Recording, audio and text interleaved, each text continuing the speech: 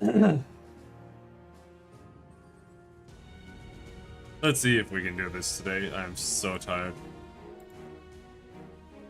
Went to bed late and I forgot to not set my alarm.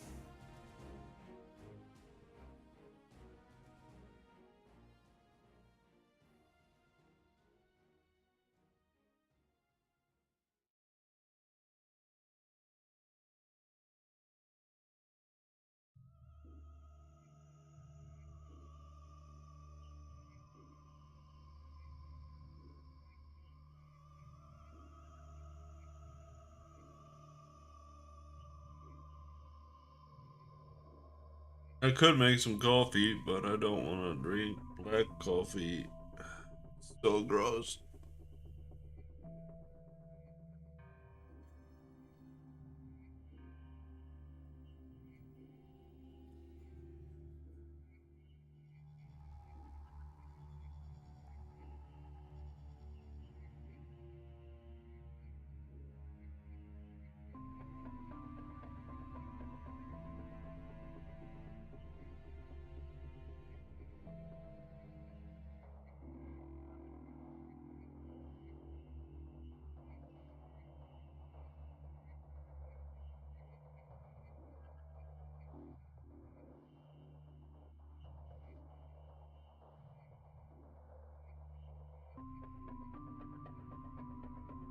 This is what we're working on. Delicious. It's so easy. Why is it so hard?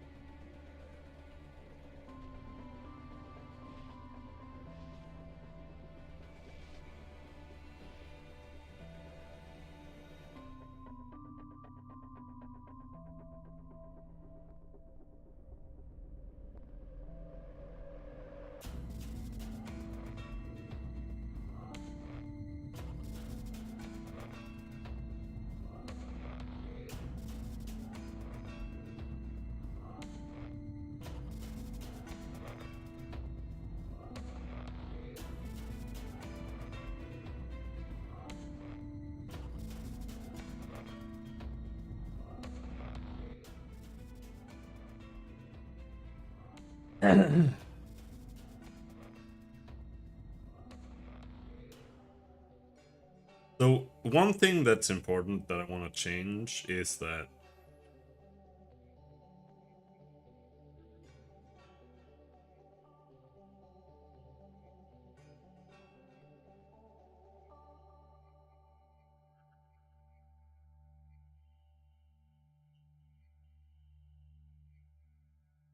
I'm checking underneath the player. It should just check in front of the player.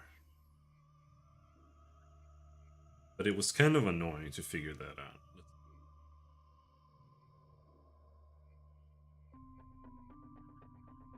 It's because it overlaps, right?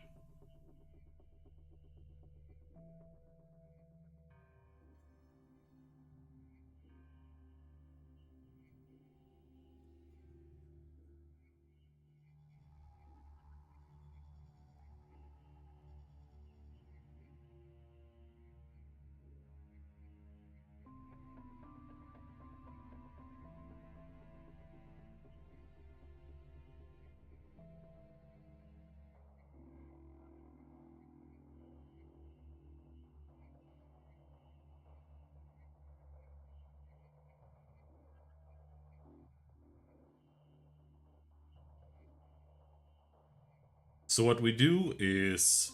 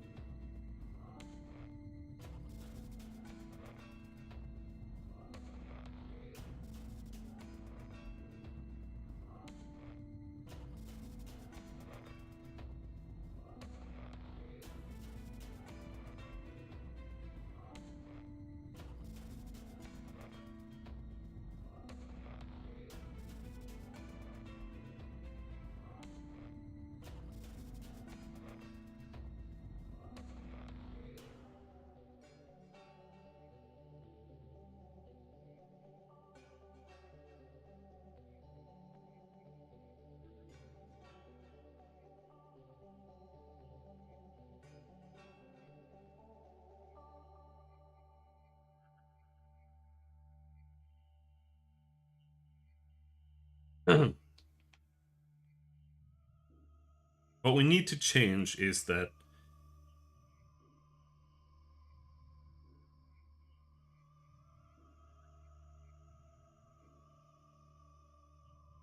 we need to check from one part or one side. So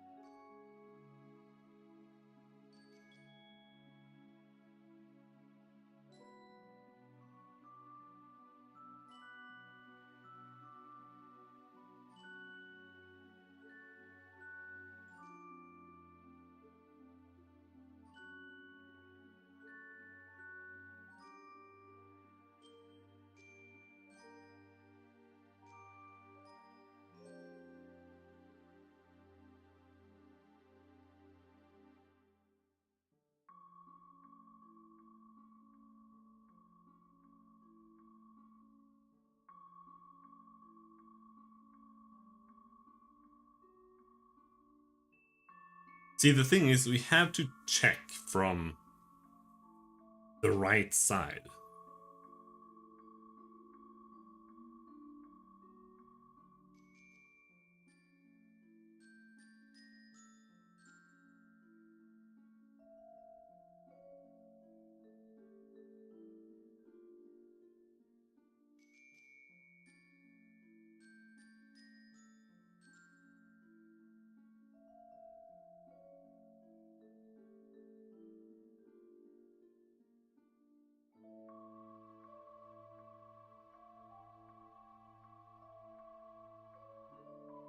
And I think we simply have to write a bunch of code for it.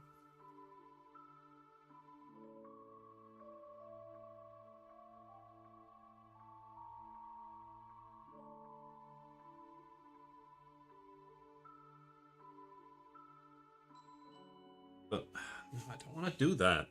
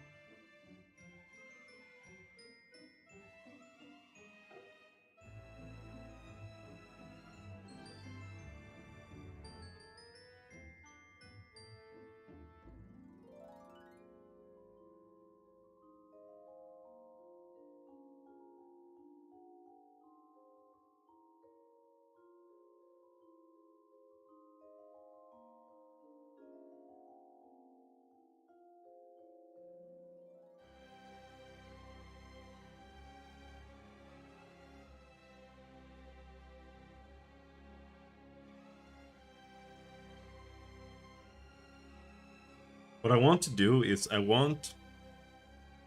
if we're moving down to the right, I want to only check the tiles on the right and on the bottom. But it's very hard to do this dynamically, all within the same line of code, pretty much. Because it has to choose a direction somehow.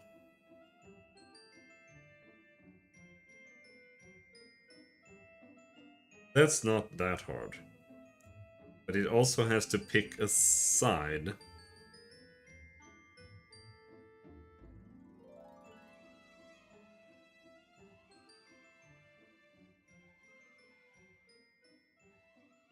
Of the player to check from.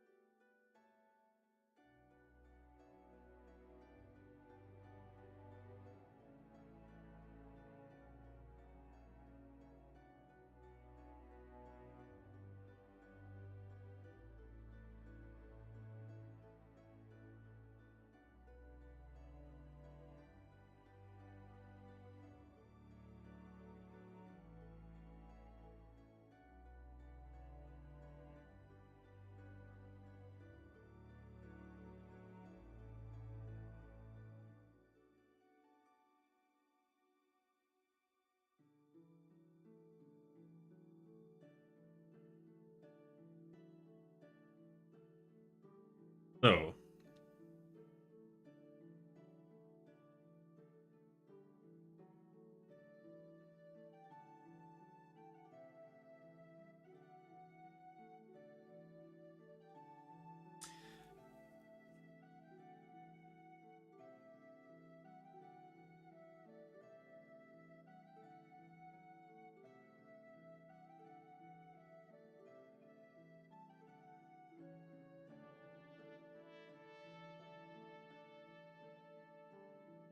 I'm thinking something like this. Since we only want to check the rightmost tile or the leftmost tile, we can delete the other one, right? So we have left tile, but here we do left tile equals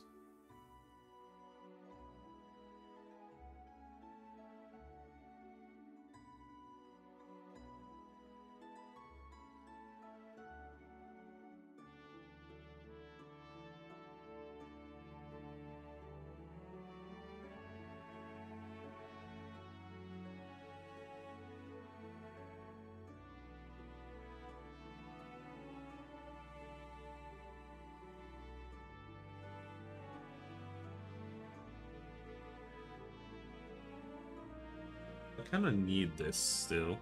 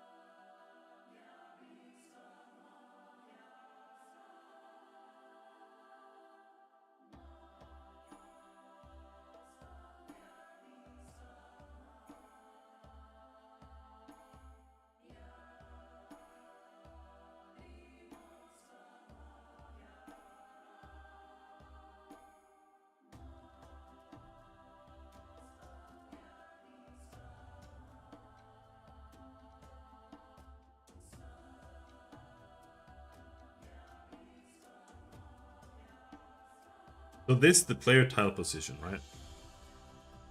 What we need to do is instead of having the player tile position, it needs to be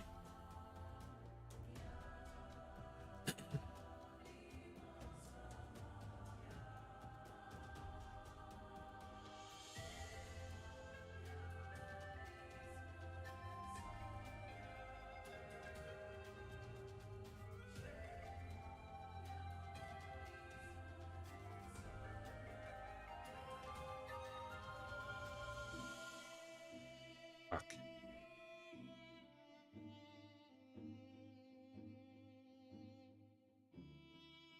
No, it's so much easier to just make 2 for loops. Maybe we should just do that. It's 100 million times easier. And I don't think it'll ever not work.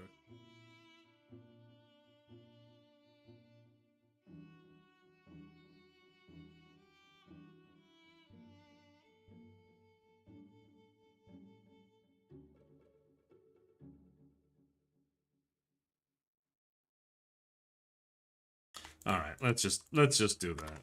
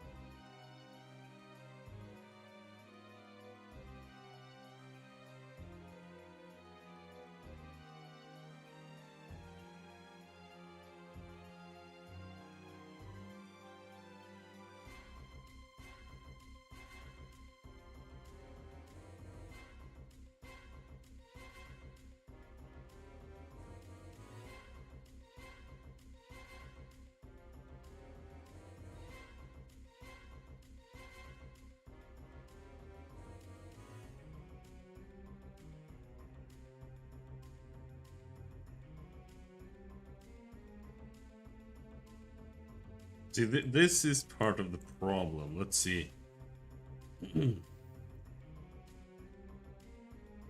This is where we can determine which bound to test at. We just need this.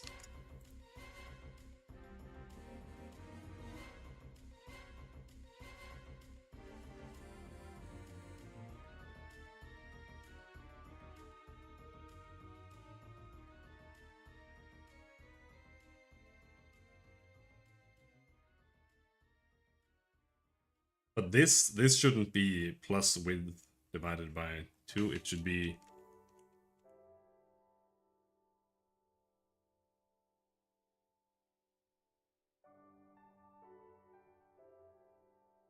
width divided by 2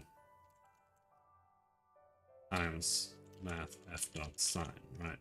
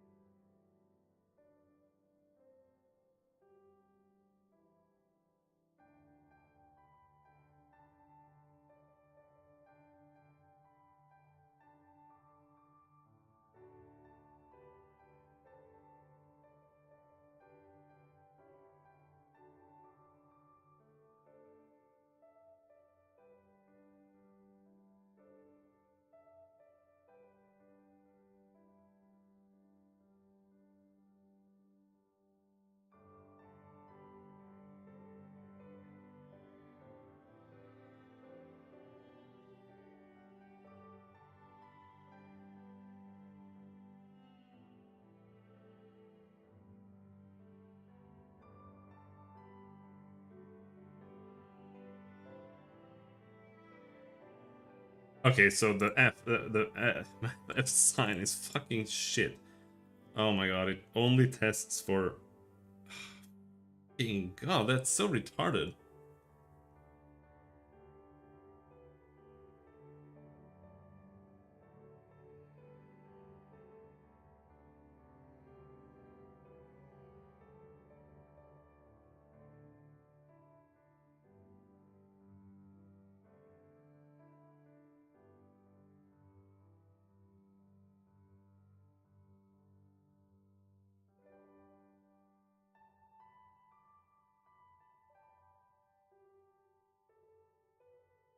Okay, so we have to use math instead of math F. Is that using system.math? No?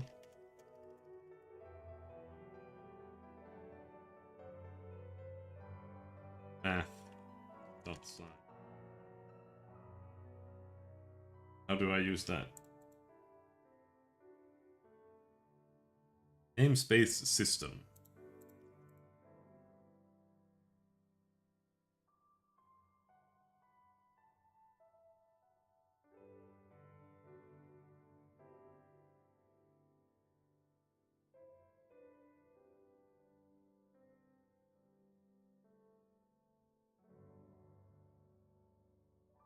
There, math.sine. Hello, Martin. That way, when it's 0, it will actually return 0. Apparently, the Unity function is retarded.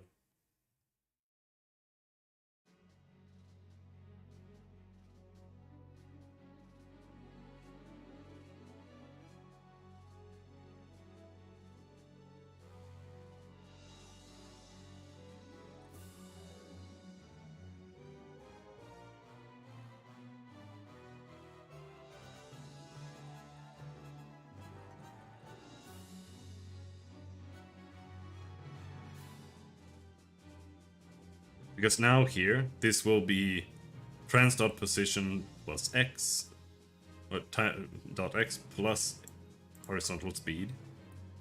And the horizontal speed will be positive or negative, depending on which way we're traveling.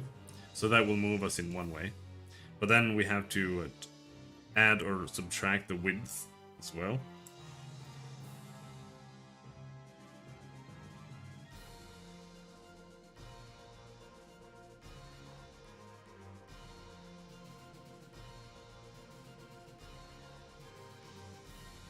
which we have to do by multiplying by sine.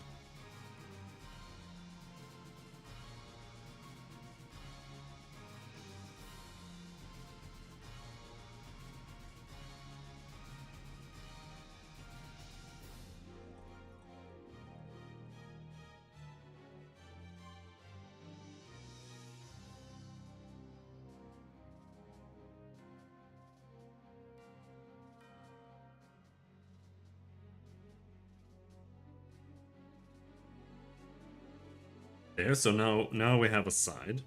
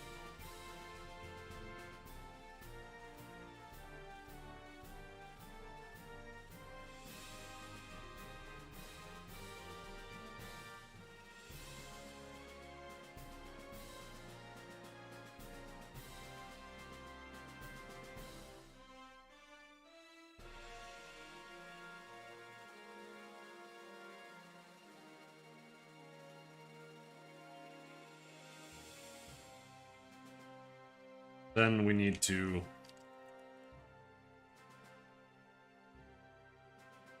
store to int.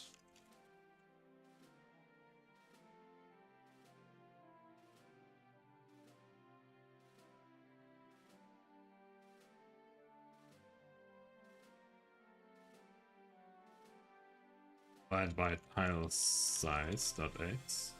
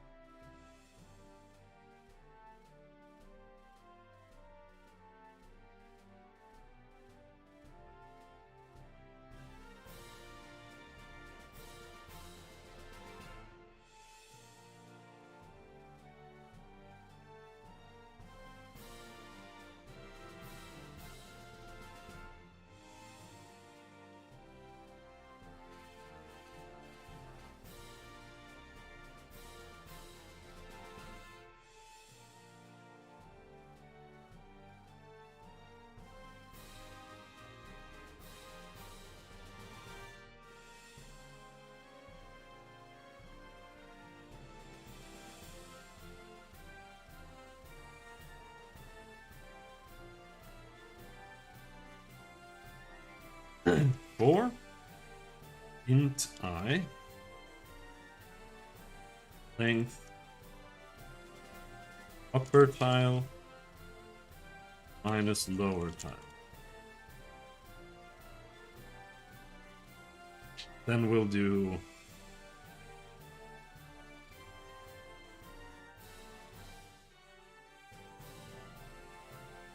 if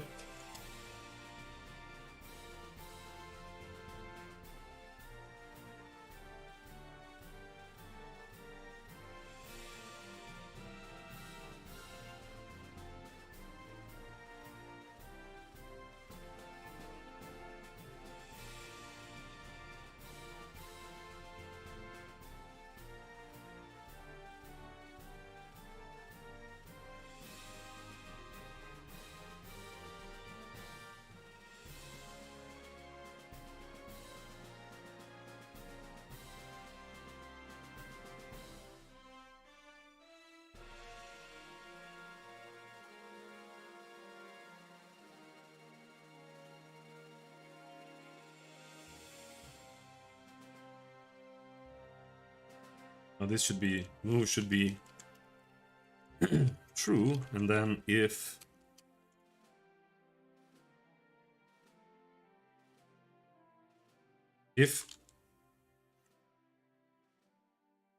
main controller dot tile matrix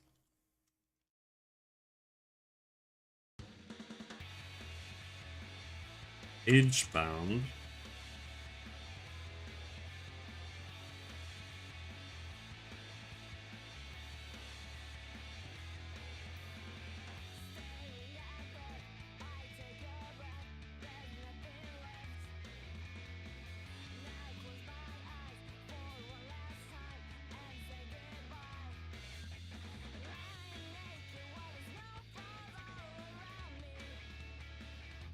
lower tile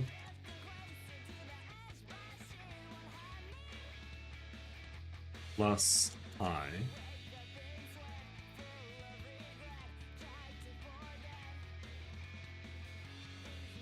dot tile index dot w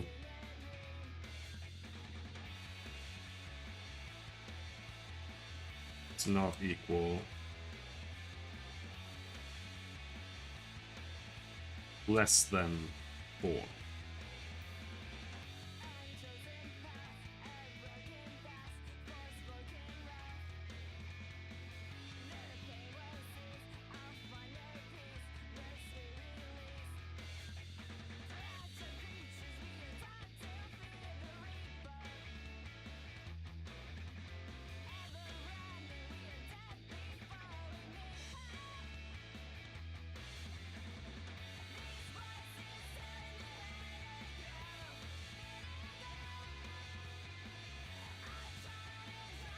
If it's greater than 3, right, then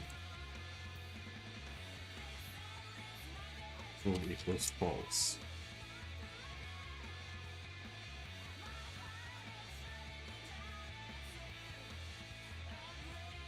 But the thing I don't like about this kind of system is that first you check the horizontal movement and then you do that, and then you check the vertical movement and then you do that.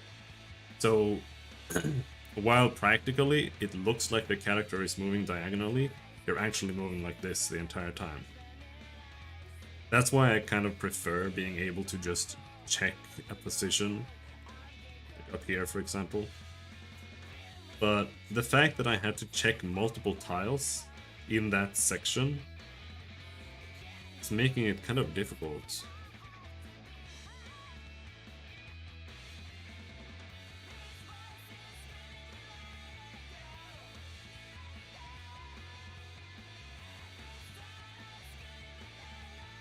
Is it?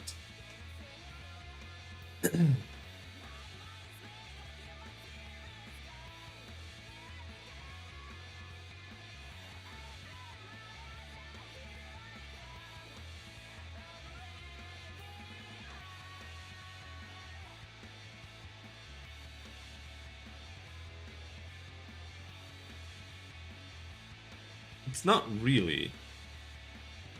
I think. Man. How would you do it? Like, I can visualize it, but I can't visualize it in code. Sadly.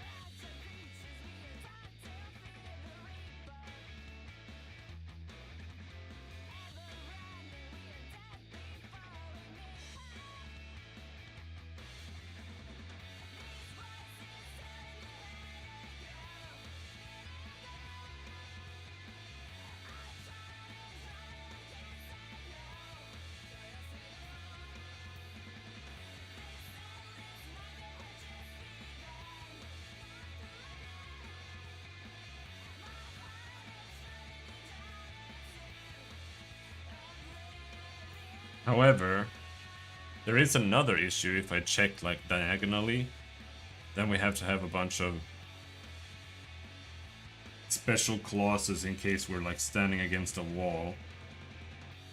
Because then if you hold up and right, otherwise you would just stop. You're walking against the wall. Even if there's, like, you should be able to just slide along it. Alright, let's continue with this.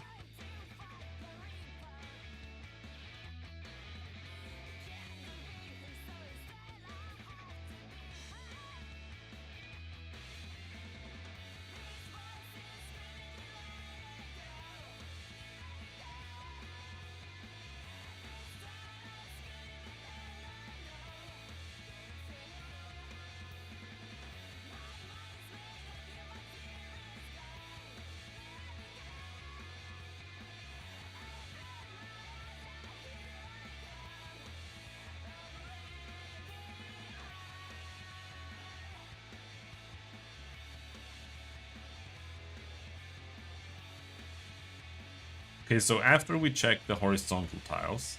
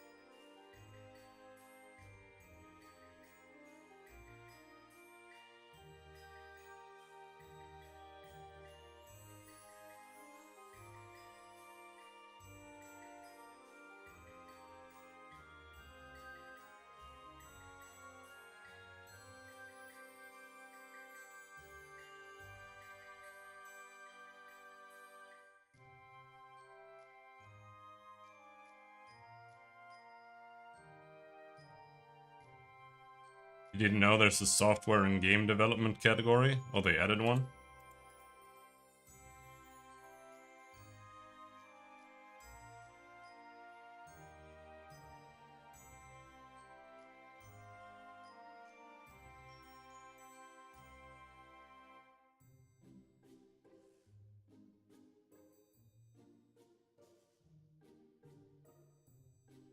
Checked it just the other day. I thought. Oh well. Thank you.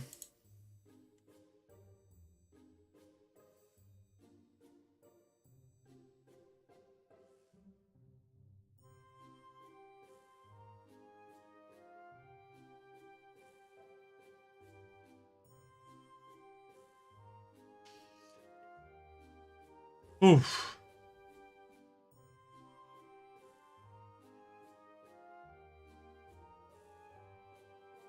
I haven't written collision code in too long. Jesus Christ, why is this so hard?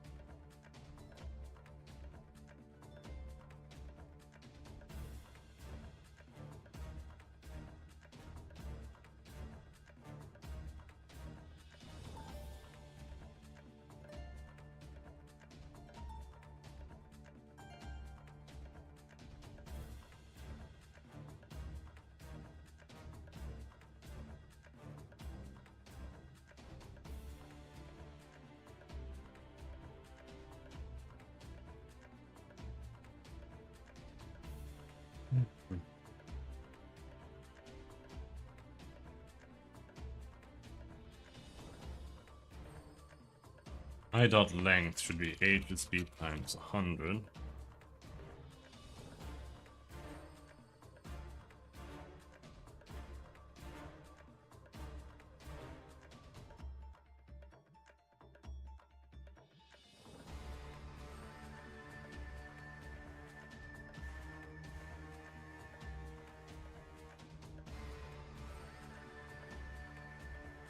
And then we have to do this.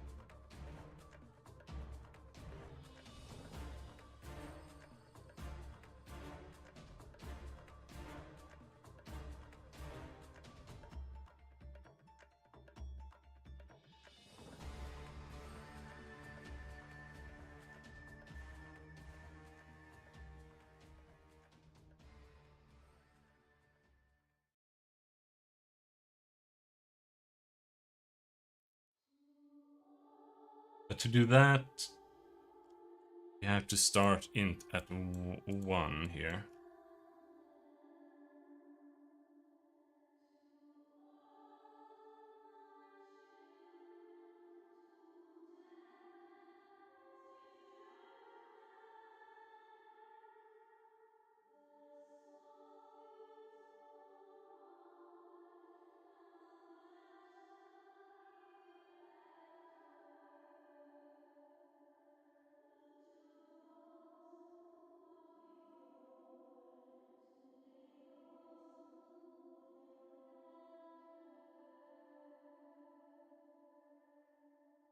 Hello, how's it going?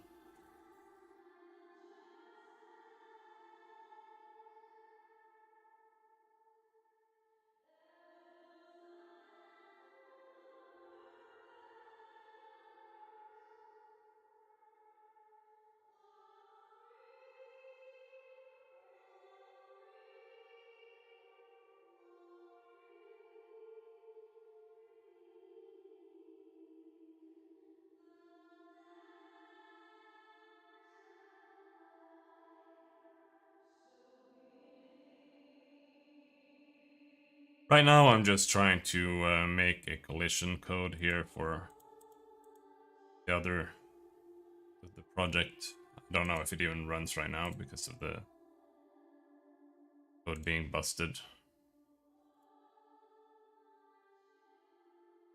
Happens if I start it now. Oh well, I can walk at least. The collision doesn't quite work.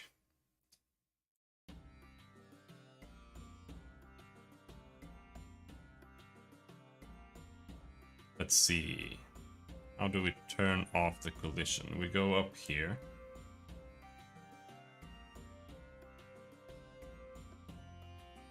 So this...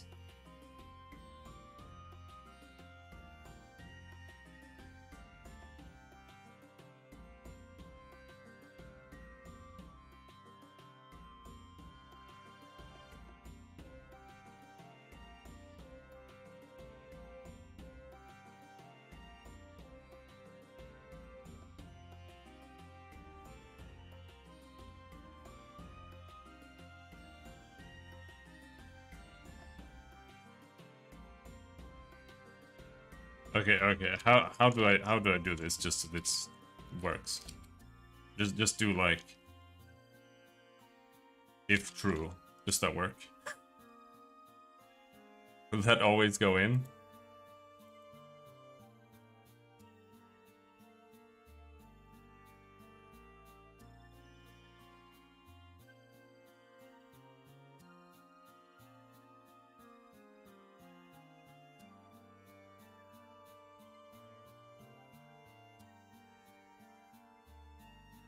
Seems like it. Ah, what's going on there?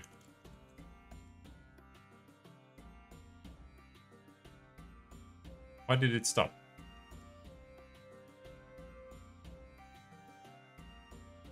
Why did that happen? Anyway. This is a game that we're working on. It's called Legends of Terrestria.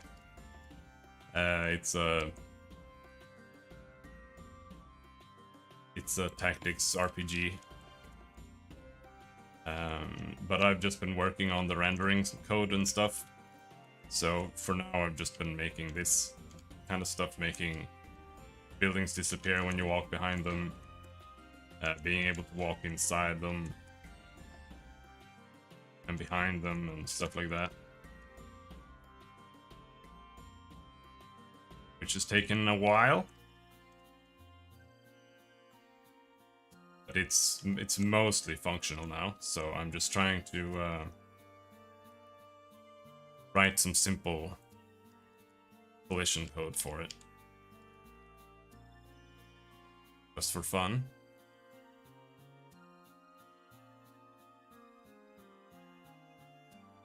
It is proving a little bit troublesome.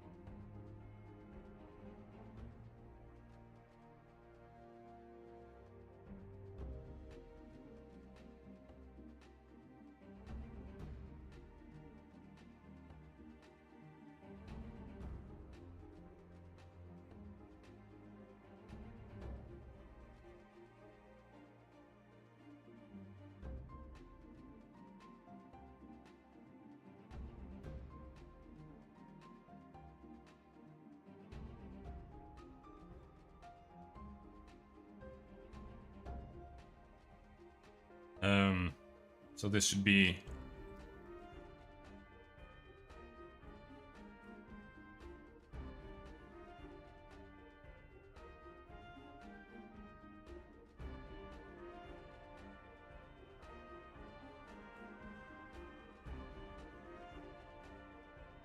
times math dot sign is p.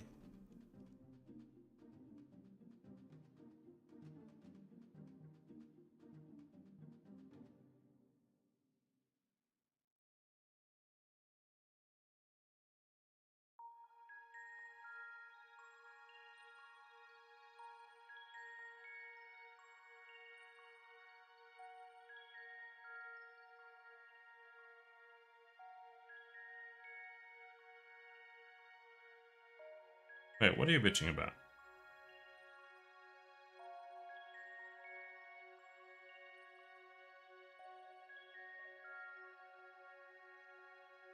There.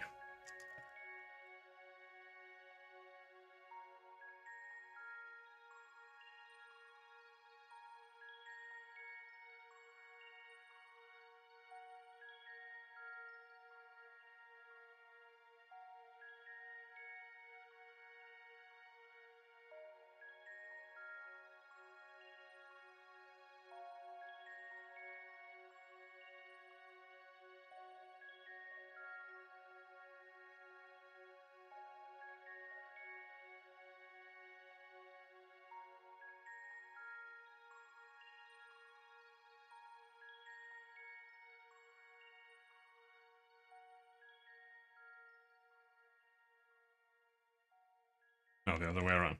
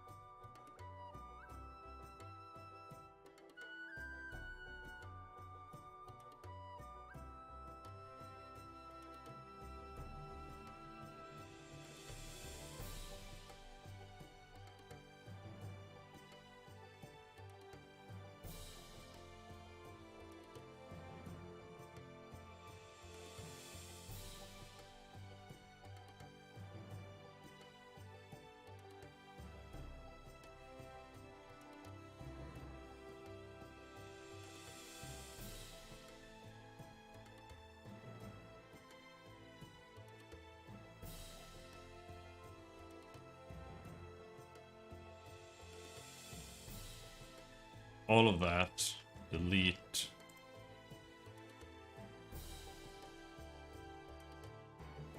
Alright, let's see if it works.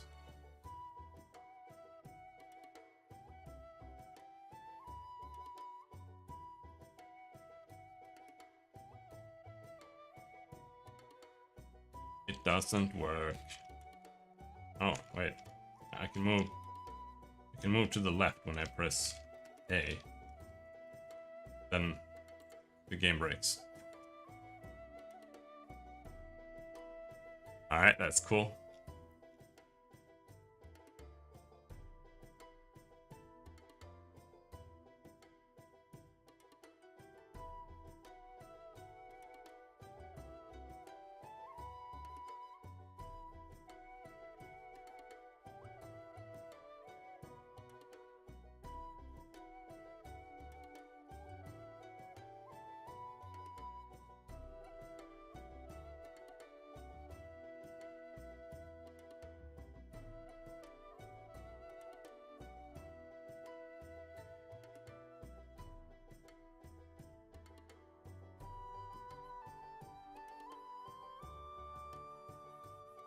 So what's happening here?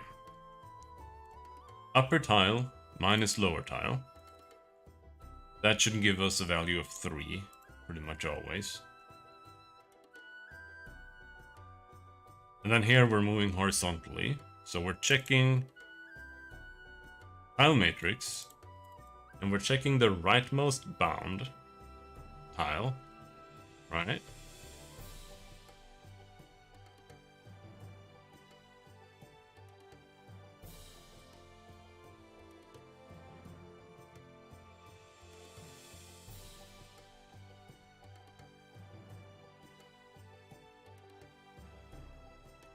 Or it's checking the rightmost tile plus the movement.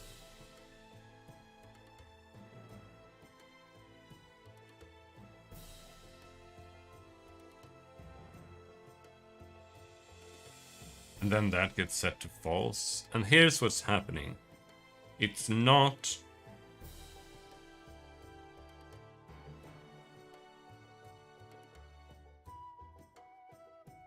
It's not actually setting the value down here afterwards.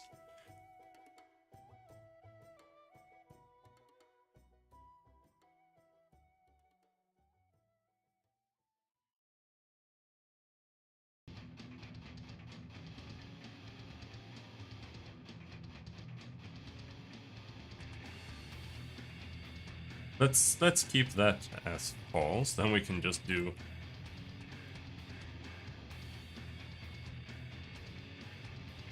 new vector 3, and then we do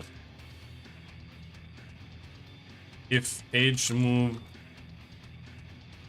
equals, now if age move, then trans.position.x plus HSP.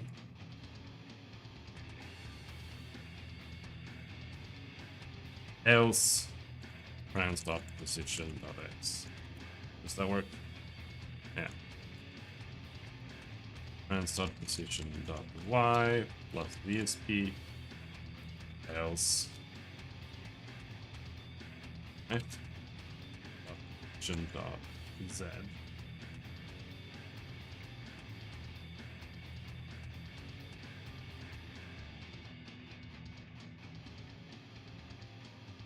Okay, so now I can walk. We can bump into these walls. It kind of works. I can't walk diagonally down to the left here, which I should be able to, but I can move to the right at a lowered speed for some reason. Why would that be the case? Here, I can't move diagonally up to the left at all. So maybe it's a left issue. And to the right, we just move through the tiles. Same with up.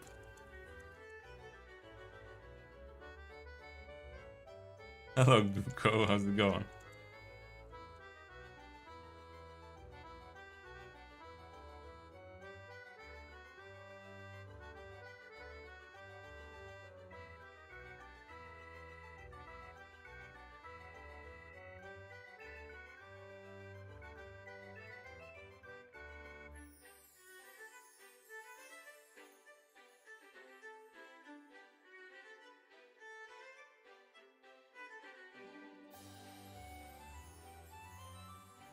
There's something wrong here now.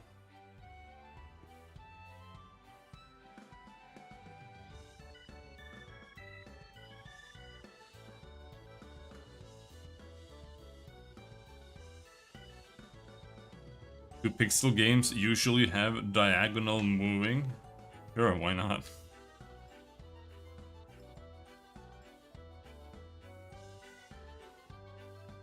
Can't sleep because of the thunderstorm? That sounds like it's soothing.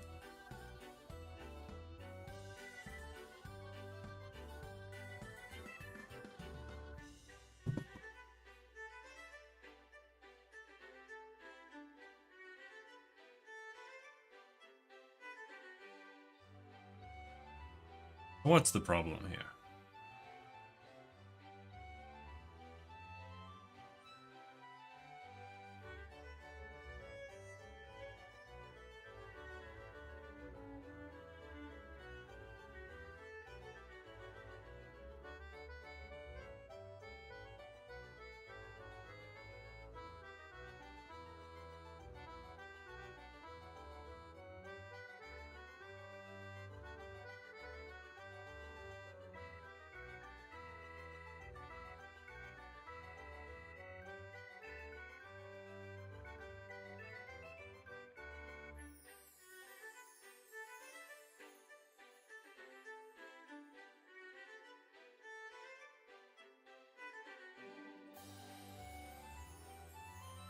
Most NES games have diagonal movement, so I don't know what you're talking about.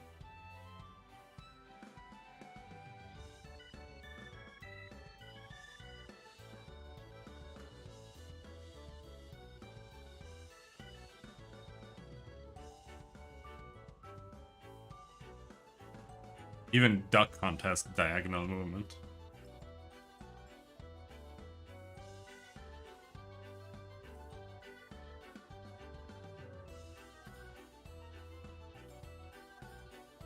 I live in a trailer? Okay. Sounds fun.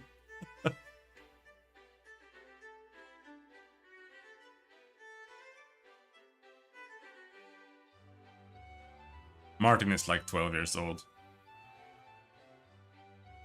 And he has only played Skyrim in his entire life.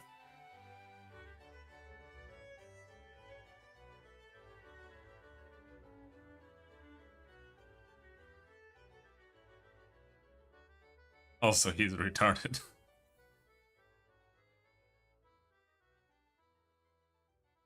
um...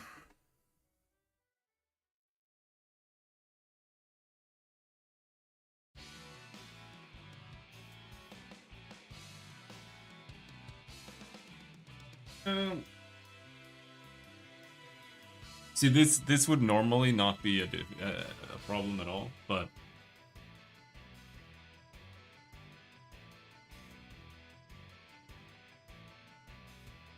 our characters are split into multiple tiles, right? So one character can stand on 4 tiles at the same time. See here.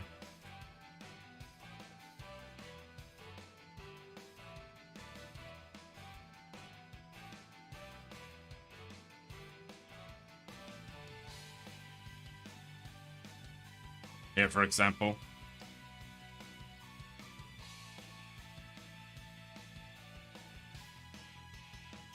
He would be standing here now on these 4 tiles. And because of that, every single time I move her,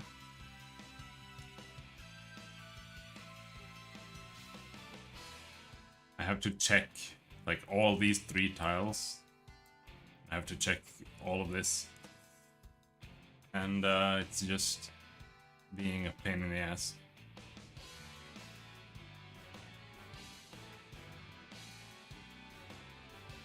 Depending on the game you want to make, it's really easy to program.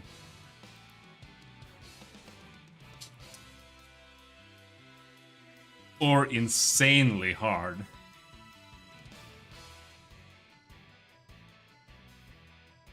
So as long as you don't do something too complex, it's no problem.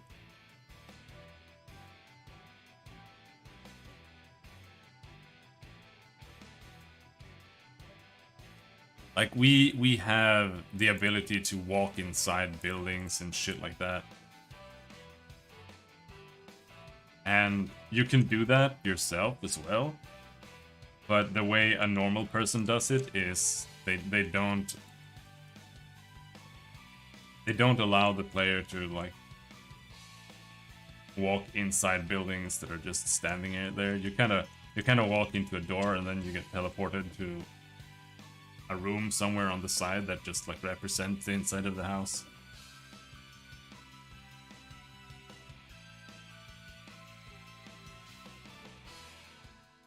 But being able to walk into buildings like this, absolute nightmare.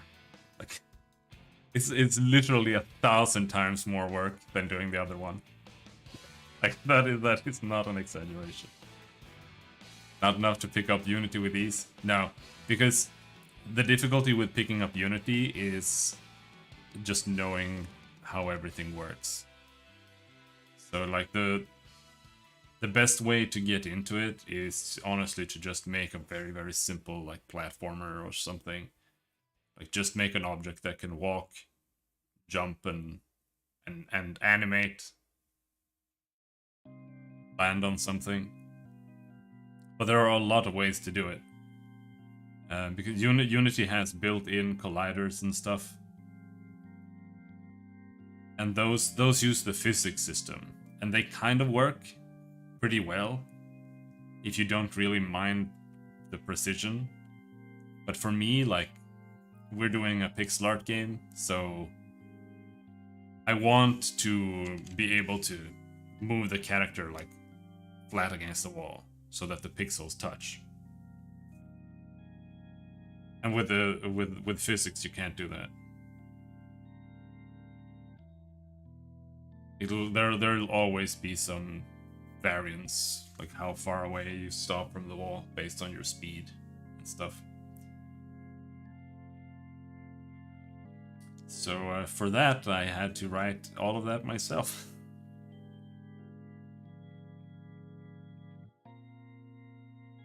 Doing music stuff too, friends doing assets and story and such. Alright.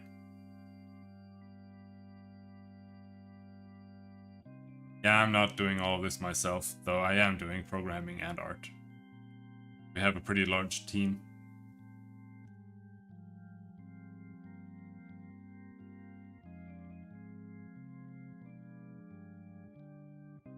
So where is this going wrong?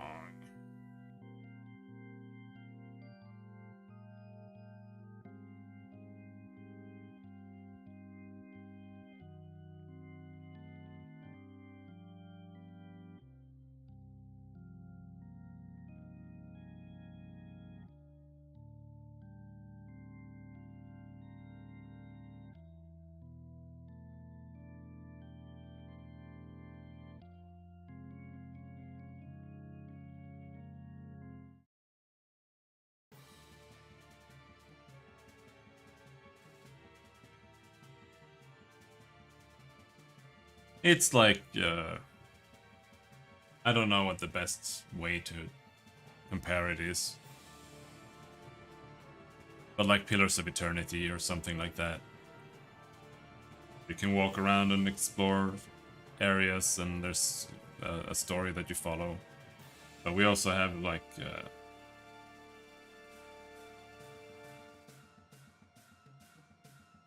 classic TRPG gameplay.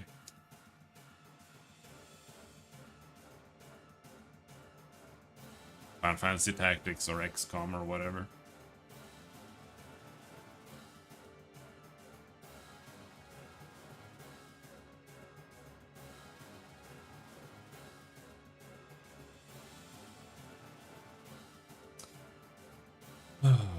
Why is this so hard?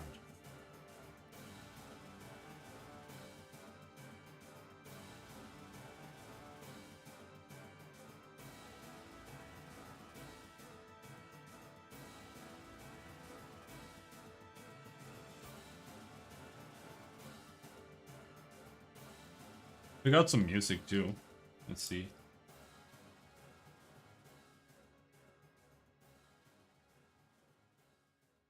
Let's send it to both. Yeah.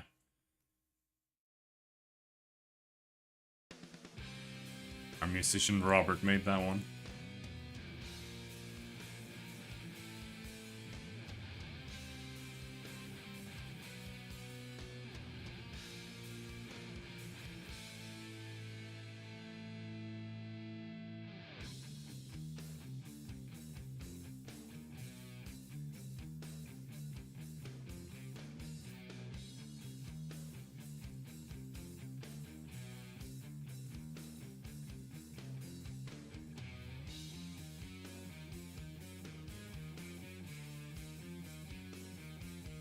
This is the problem.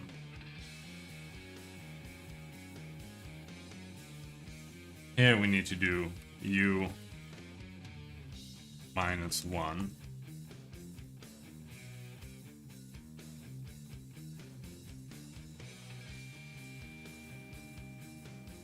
That is one problem.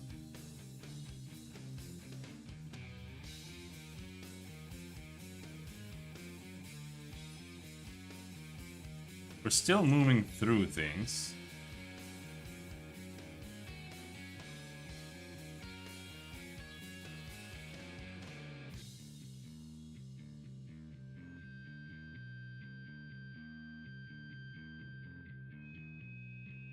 I'll stream for a second since I'm on mobile. Yeah.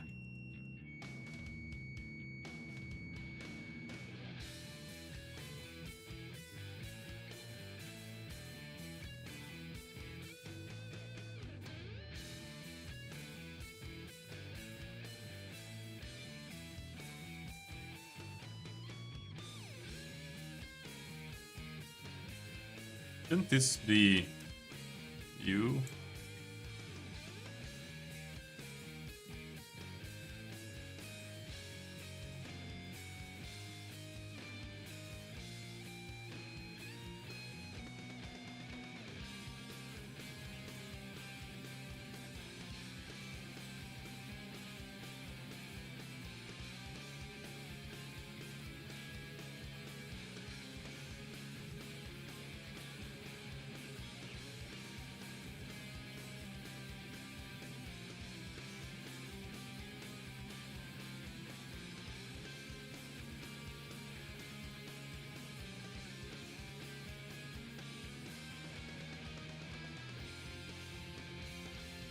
Oh, I didn't finish this.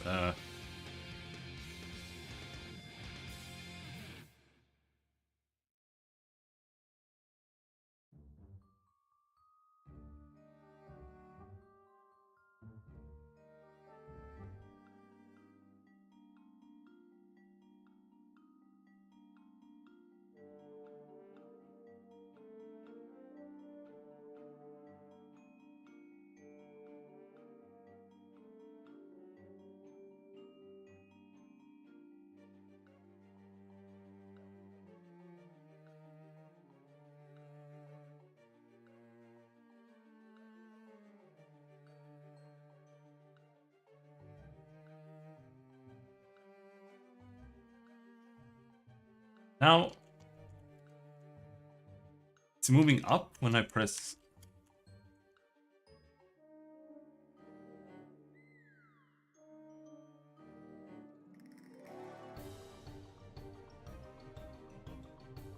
And now when I press right here, I move to the left.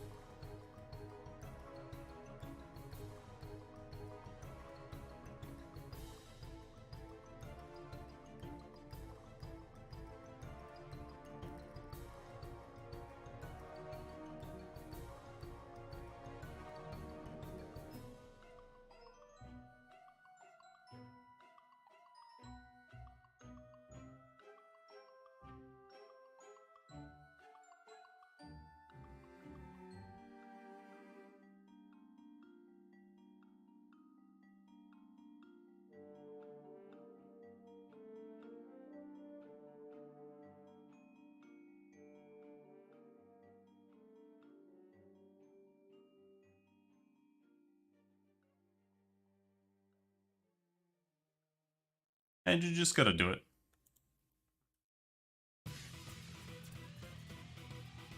Honestly.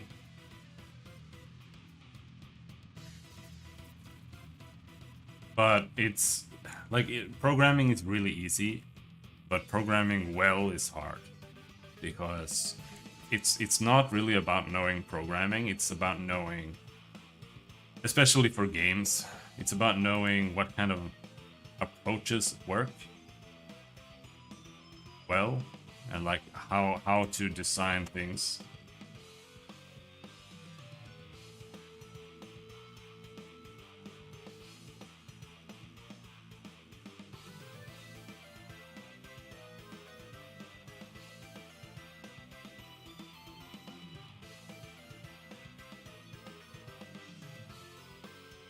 For example, it's really easy to make a save system.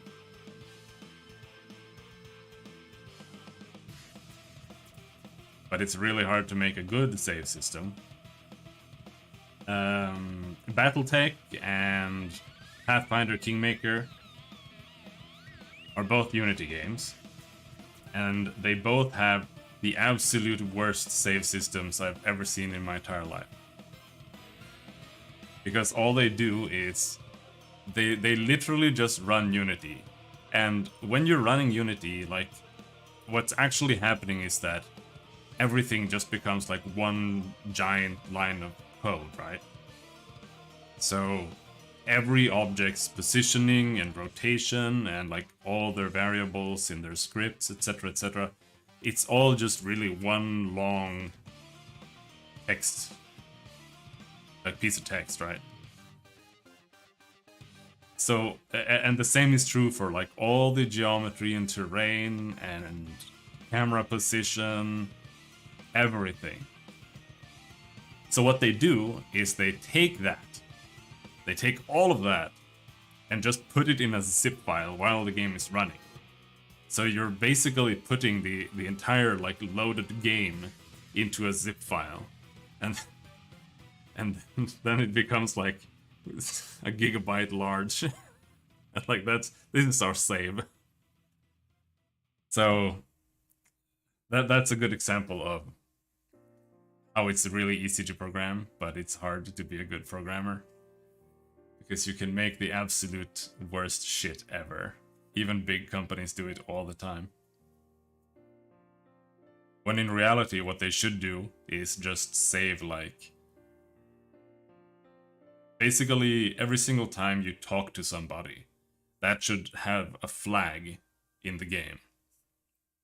That's what Unity does by default? No. Unity doesn't do anything by default. One very important thing to remember about Unity is that pretty much all of the functions that exist, like you can use the Unity physics system, there's a Unity terrain system, there's a Unity tile system, like all of these systems exist, you can use them, but they are shit. And this is true for pretty much every engine out there, because almost all of their built-in functions are made for prototyping. And if you can use it for like your needs, right? Then that's fine. But you shouldn't expect that much out of them. If you want them to work really well and be like more custom, you have to program them yourself. It's usually not that hard, actually, but like it's literally just a Unity function that exists that they used to like create a really slapped together save system. But what you should do, and what you can always do in any engine, any language, is you should have like a centralized collection of flags. Literally just booleans and integers that say like, is this character dead? Like maybe there's a character in the story that you can choose to kill him or not. If you kill him, that flag becomes set to dead or false or whatever. The same thing for chests. Like you could just have a shitload of booleans for Like this chest here is opened, now that gets set. And then when you save, you just kind of export this list with some additional information like where are your characters standing, like do they have cooldowns on them and buffs and what's in their inventory, etc, etc. But like you don't save which second of the song is currently playing and everything like that. That's what they are doing. Like, it doesn't matter how many of these variables you add. You will never have as big of a file as just dumping the entire state of the game. There are a lot of small things like that. Like one very common tripwire in Unity is to use the .find function to like find things when you're programming. Like you want to access the character, like you want to make the character teleport somewhere from another script or whatever. Then you do GameObject.find and then a string called player or something. And that's something that is super common that people do. And it makes the game run like 100 times worse because it's it's like the absolute worst way to program in Unity. But it's a really easy way to just get access to other things. But it's not good at all. Because it's doing a string comparison versus every other game object in the entire scene currently. And if you have like 300 game objects, it's just going through everything until it finds it. And if you have something like that in your update loop every frame, then you're losing like 100 frame rate at least.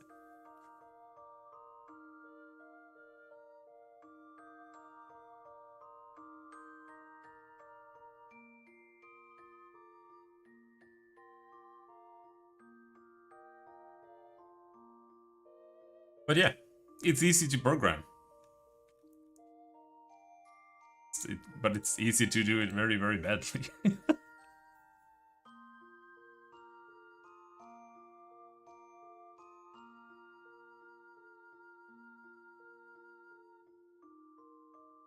Oh boy.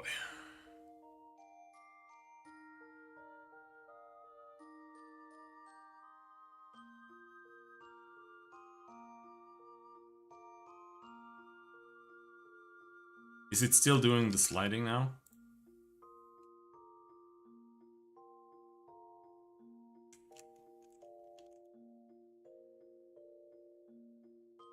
Yes, it is. That is so weird. It's sliding to the left when I press right. Like that should be impossible. There's nothing here that says that you should do that.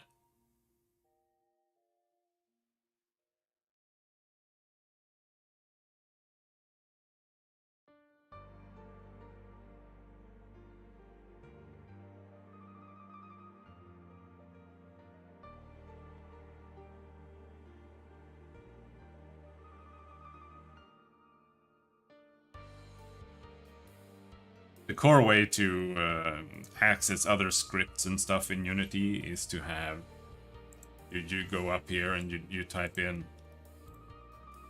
public game object player, for example.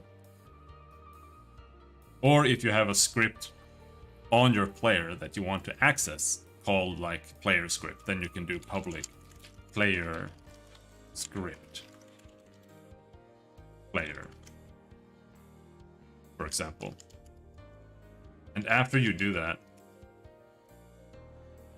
you just go into the inspector on whatever had this script. For me, that was the player here somewhere. And then you can see now here there's a player game object here. And then you drag the player in. That way you have access to everything that had. And the same thing, like when I program, I typically make one object that contains like the main script of the game, right? So this is my main script. It's on this system controller object. And if you want like your player or your camera or some other object to access this, then I just make the same thing there on another object, and then I just like drag this in, and then they can access that by just typing your dot get component or whatever variables you want from it.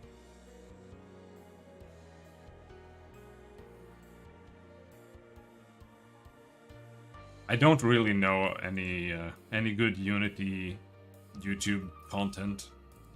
Like I only ever watched one Game Maker tutorial series. Not even a series. It was like it was just one video. Make a platformer in Game Maker. And since then I've kind of just been trotting along with Google. You can get really far with that.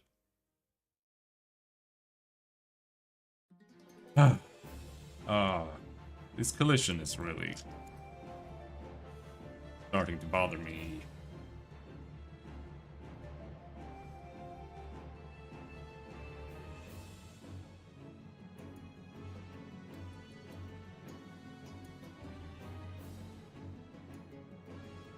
Wait, this is a problem.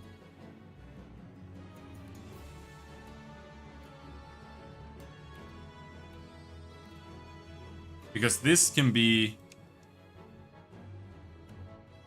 HSP can be...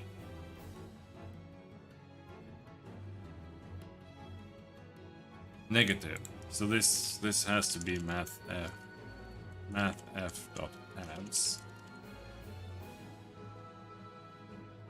to force it to be a positive value.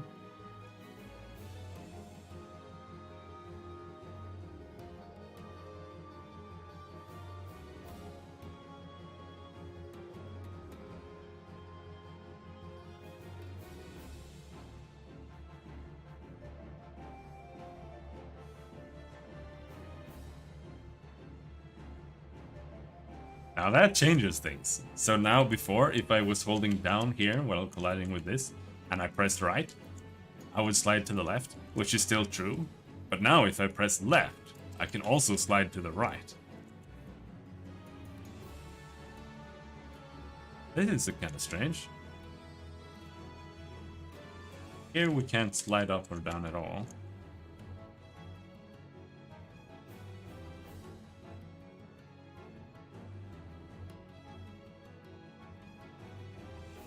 Alright, so here, vertical movement.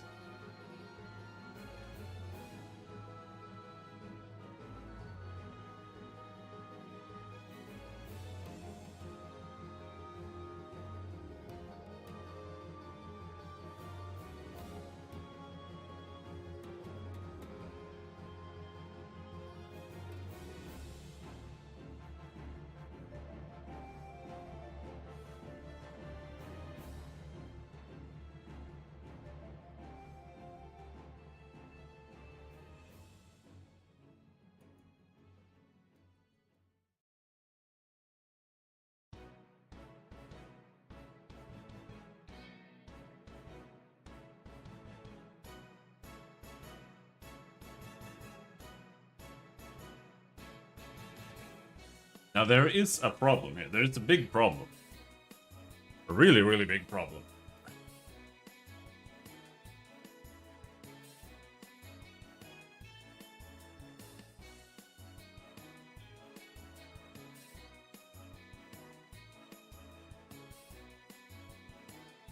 It's fixable in a couple of ways, I guess.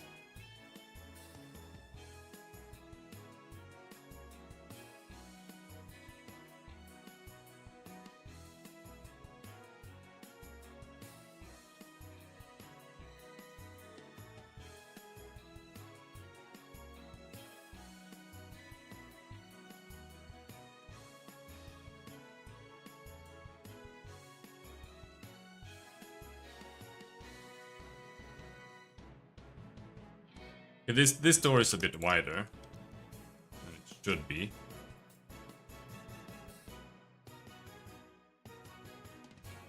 If we do this...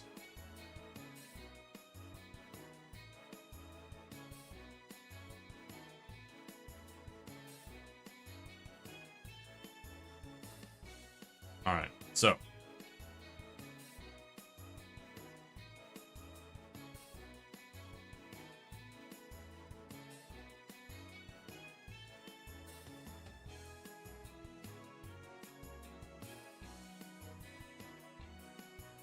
This is where Ria is standing, right? When she's walking around. She always occupies these 4 tiles. But the problem is this, that if this door is going to be only 2 tiles wide, just like a sprite might be, then in order for her to fit through it, she has to be standing pixel perfectly within these 4 tiles. Otherwise, she can't go in. Because if she's standing 1 pixel to the left here, then this will bump up against the wall, and then she can't go in. And the same over here, 1 pixel out to the right, she can't go in. And the movement speed is most likely going to be like 2 or 3 pixels every step that you move. So you will never be able to properly adjust to that 1 pixel, which you shouldn't have to in the first place. And this means 2 things. It means that preferably doors should be 3 tiles wide, first of all. And second, after that, if that's not possible,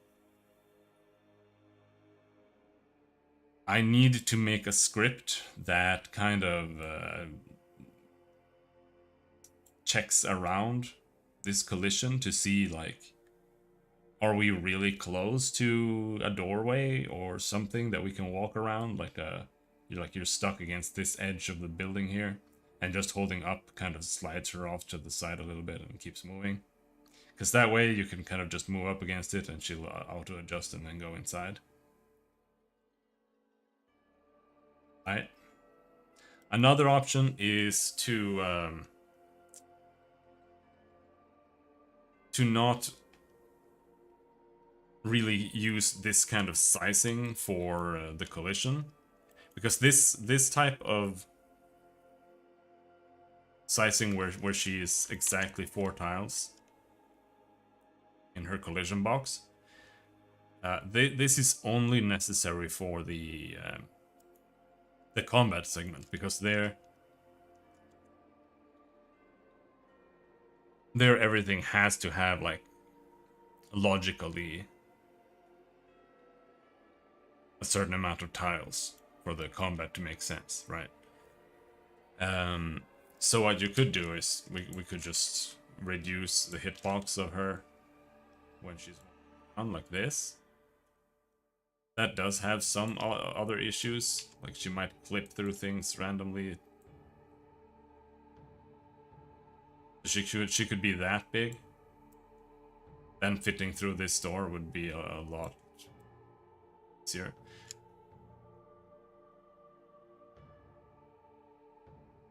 Instead of it being a 1 pixel thing.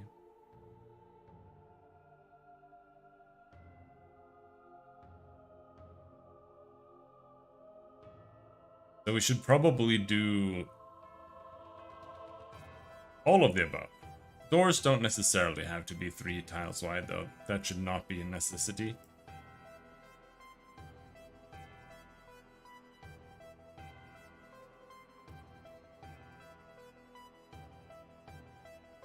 Oh, I'm so tired. Woke up way too early. I only slept like 6 hours.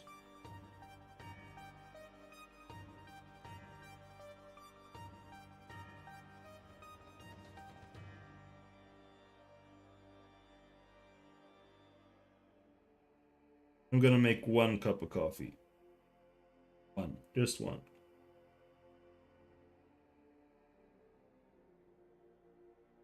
Half a mug. Half a mug of coffee. Half. Oh.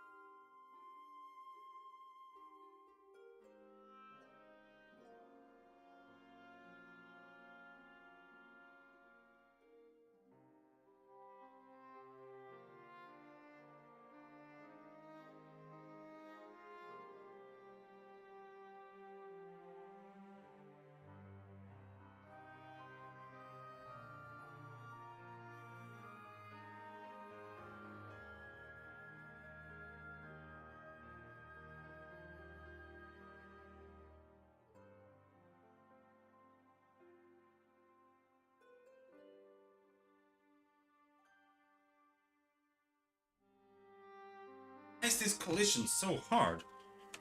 Why am I overcomplicating it so much? Why do I always overcomplicate everything? Oh!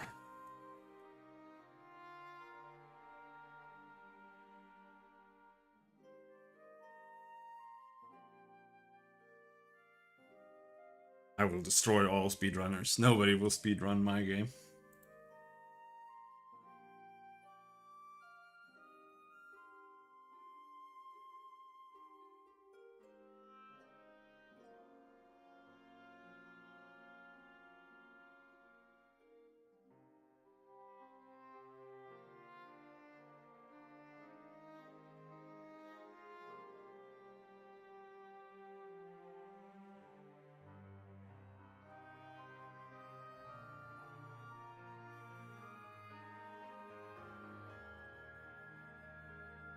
Oh, yeah.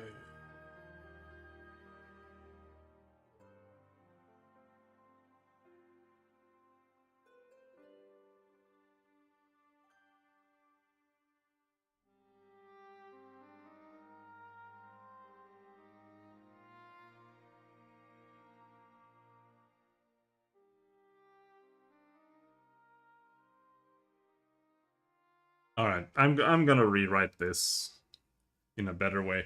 The way it should be is literally just you check the horizontal movement, and then you check to the right, and you check the three. Like it should be like what I've been trying to do is I've been trying to like minimize the amount of code. I always do this. I try to minimize the amount of code by having like really complex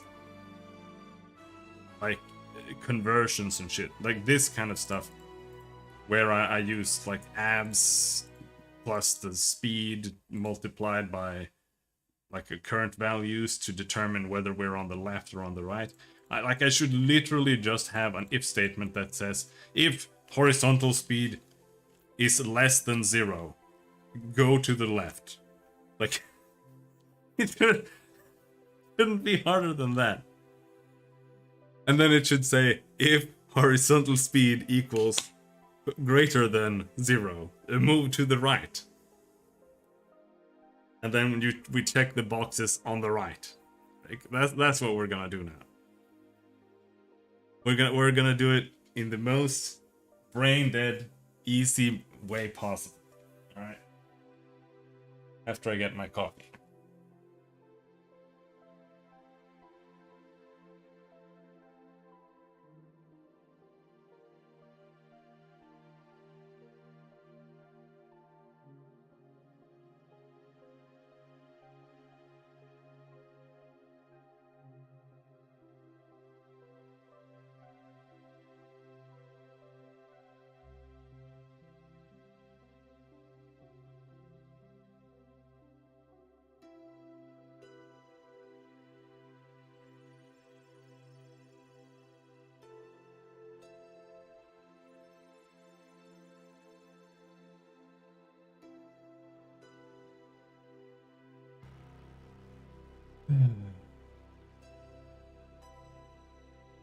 I hate drinking coffee without milk or cream, but I don't want to break my fast. Oh.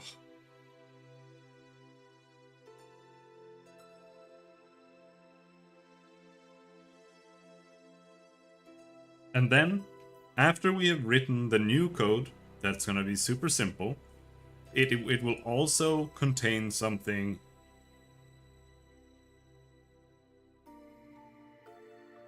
It will also contain a code after that checks, like, if we instantly hit a wall, then we're gonna check the tiles in front of us and see if one tile is empty, then we're gonna move towards that. You're fasting? In a sense. I do 1 meal a day now. So I only eat around 6 or something.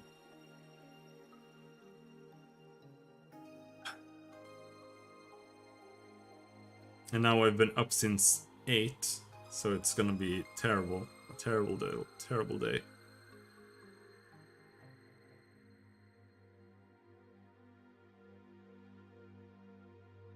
I usually don't get up that early.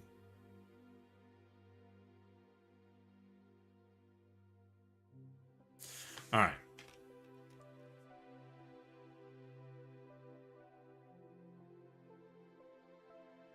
Check collision. Because I'm broke. I mean, I'm also super broke. But not that broke.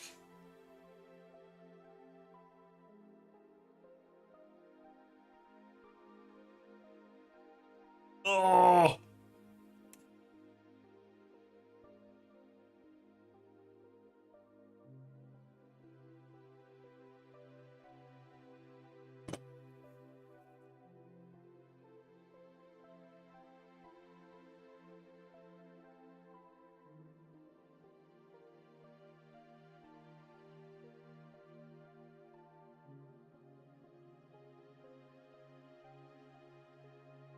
If HSP is greater than 0, then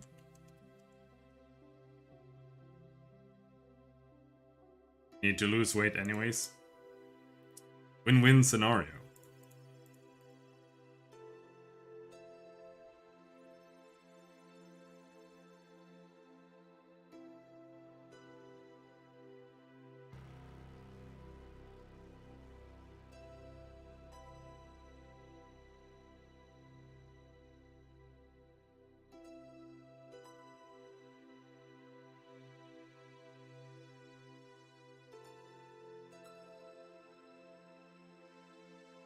Then we check right bound.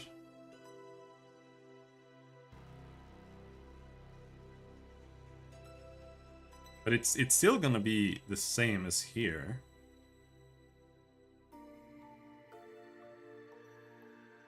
This is exactly what we're gonna be doing here.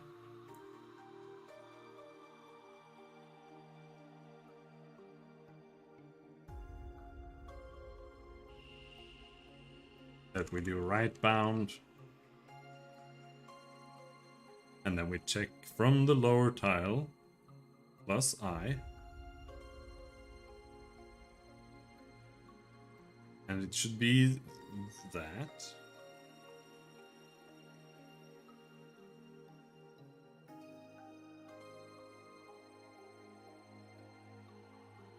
Okay, right tile.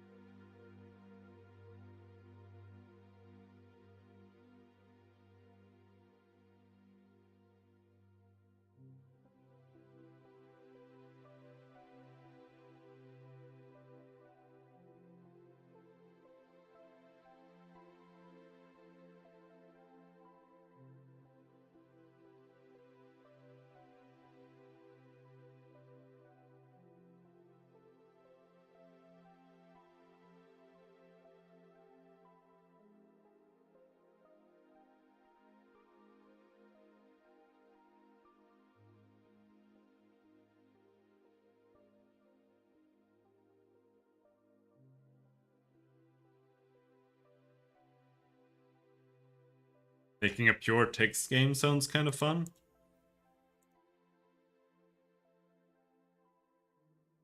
I mean, if you enjoy writing and enjoy nobody buying the game. Let's be honest. I mean,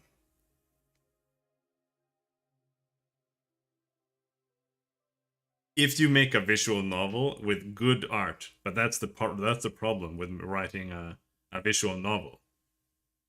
You need to have really good art. And it's not enough to have like mediocre art. It has to be really good. Or very Japanese. Like people can accept like a really mediocre Japanese art as long as it looks like it was made by a Japanese person. But if it looks like something Western that's trying to be Japanese, it's no go. Like it doesn't work. You can't do it. Like it's weird, but that's the case.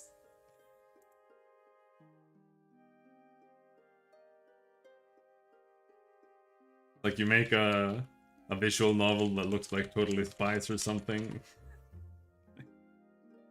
Good luck.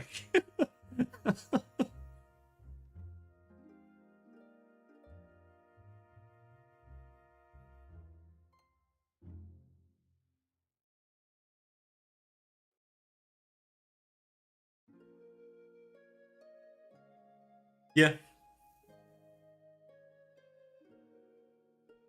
But most games are really that simple. It's like the reason this is so complicated is because everything is tile based.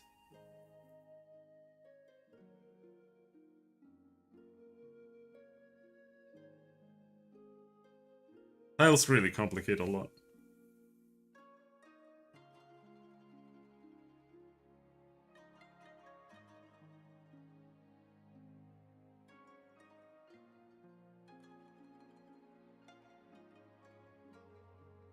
Like I've talked about this a lot, but Valheim, for example, I don't know if you've played Valheim or if you enjoyed Valheim, but Valheim is entirely made with Unity prototyping features.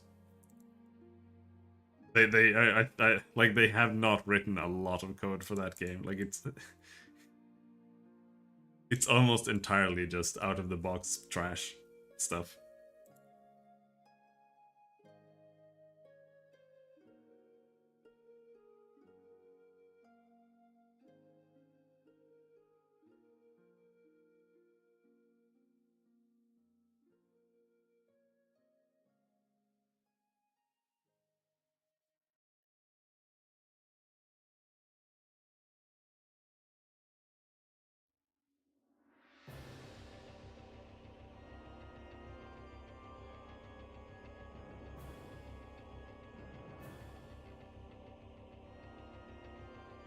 And you can brute force a lot too nowadays.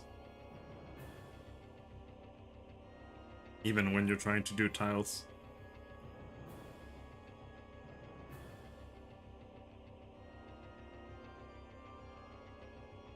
Yeah, Valheim is like one of my top 10 gaming experiences.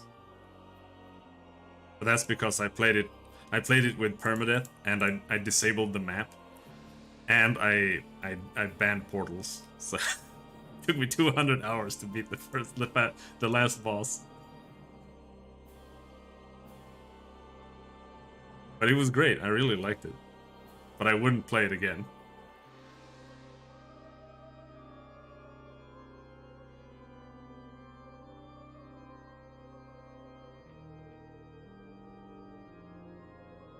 I don't think I did.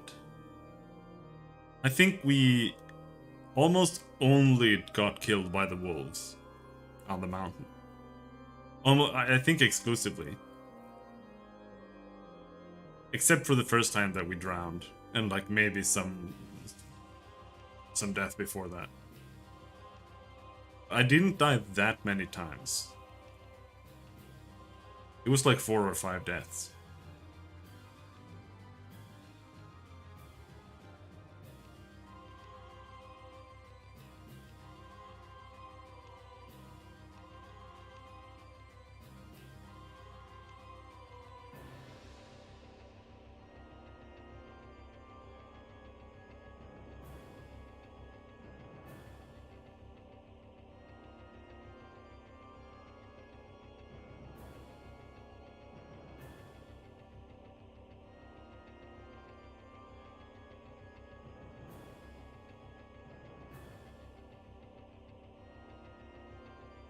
What, do you expect the boss battle to take like 2 hours? Would that be a good boss fight?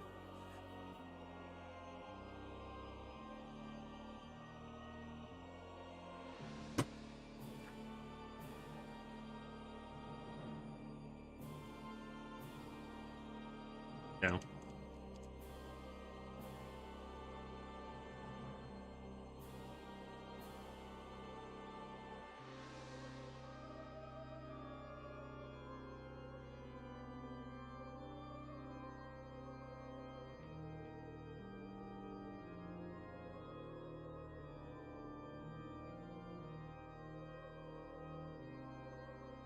This is so weird. The math is so weird. Alright,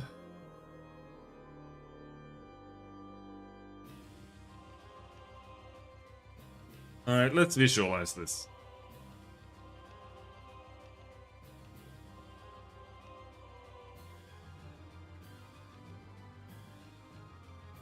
So, let's say Ria is standing here, right? Now, what I'm doing here now is to check the leftmost side. I am taking the position we're standing at, dividing it by the tile size, and then I floor the value. So that will give us the left side because it's floored, right? So this will be 0. And then on the right side,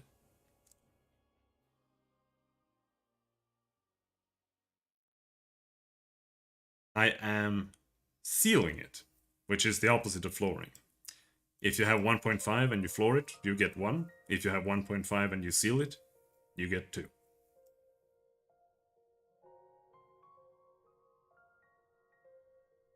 So really, this right now would just be...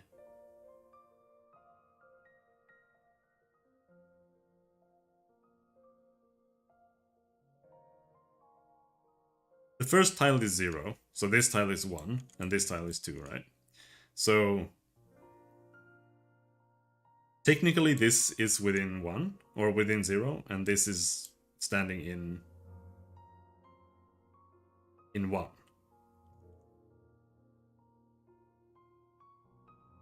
But if I seal this, so like this is 96, now what is this? 36, let's take 36. 36 divided by 24, that's 1.5. What's 18 divided by 24? 0.75. Yeah, so that would become 0. And then 36 divided by 24. Then we have 1.5. And then if I seal that, then we get 2. So we're actually showing this point.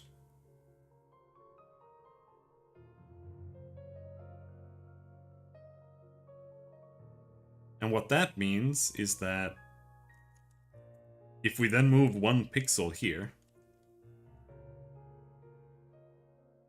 and I now seal it, that means it's gonna read that we're like standing over here. So let's change that again.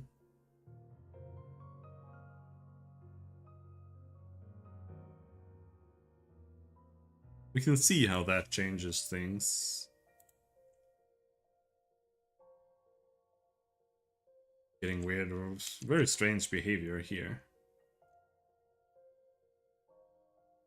Can't walk through the door.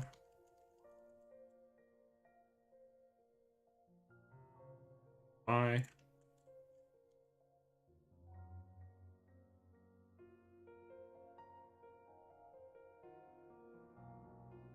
Keep bouncing against it.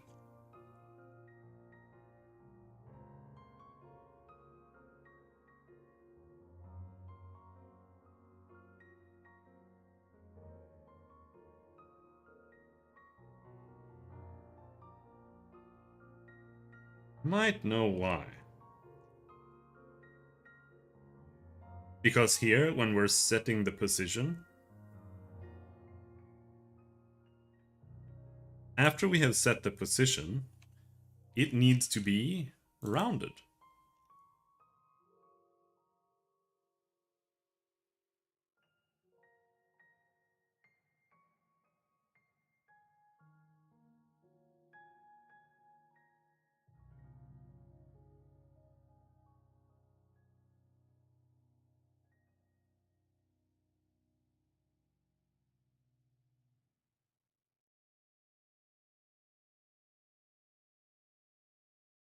No? Still buggy.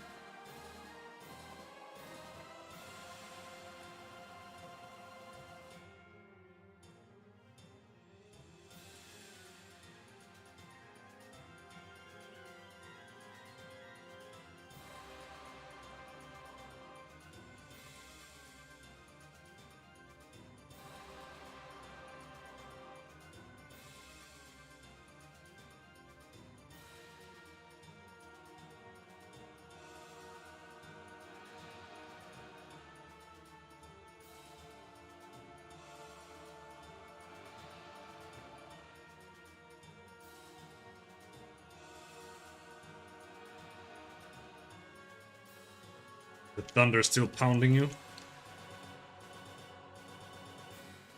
Alright, I think that might have been it. But I think what's happening was there might be some minor rounding issues here when we use floor.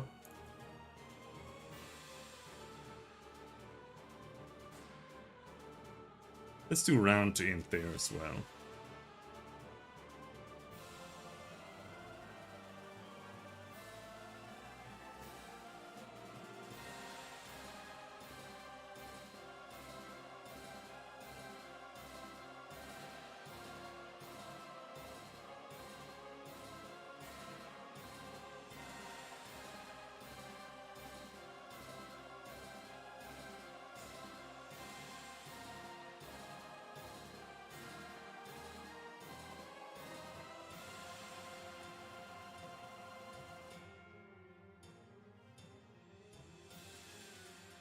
Coffee!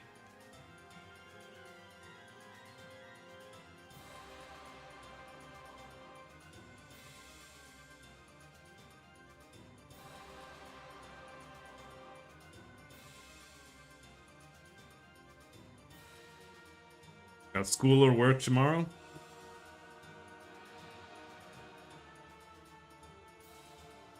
Man, I don't even like coffee. Oh, I'm so tired. Oh, I want this collision code doesn't work. Oh, it's still broken. Oh, it's still broken. Still can't move up and down here.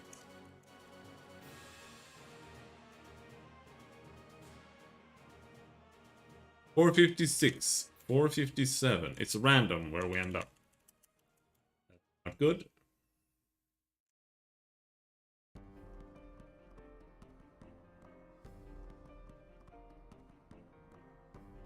The entire point is that it should put me exactly up against it.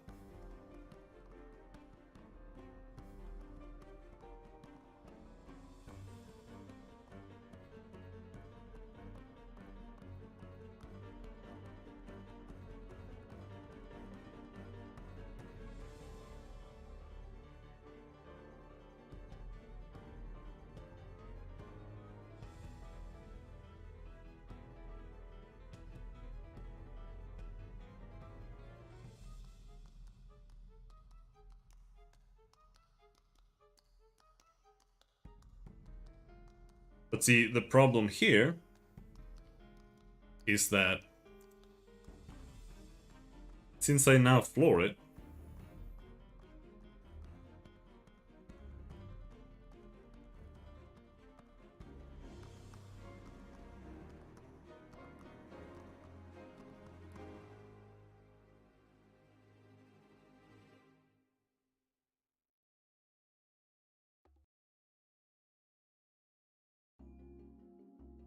let's see what we get actually.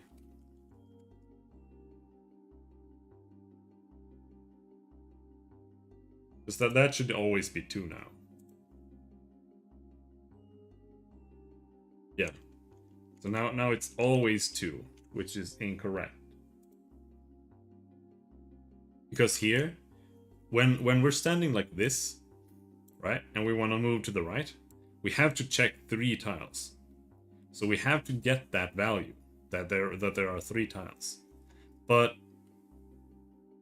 it just doesn't, it can't do that. Let's move up here, make the math a little easier. So now, this gets floored to 1. And this up here gets floored to 2. And this up here gets floored to 3, right? So if I now take this minus this, then we get 2 tiles. Because we...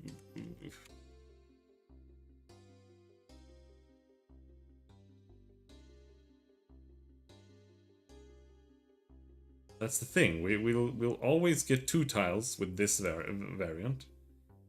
And with the other one, we'll always get 3 tiles.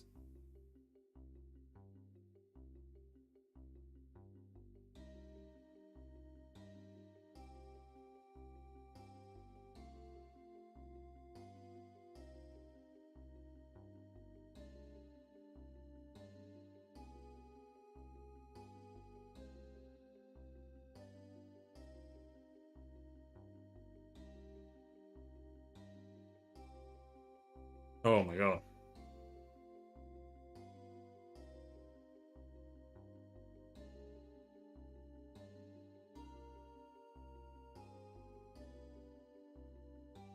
This is in 1, this is in 3.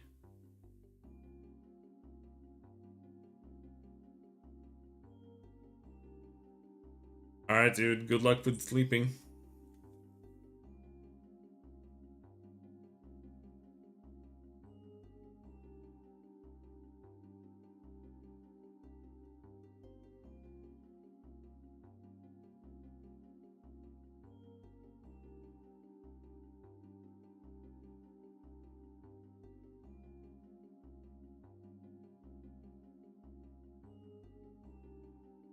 Sparkling marshmallow? What's wrong with you? Stop drinking soda. Disgusting.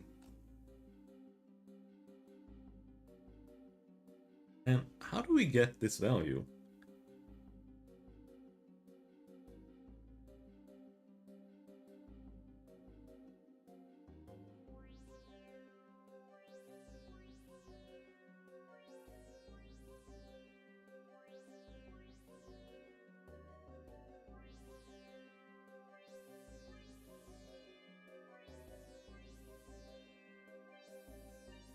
So,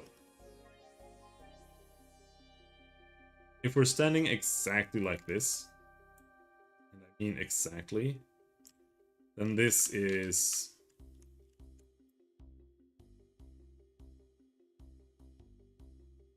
Still will never understand why they insist on starting from the top.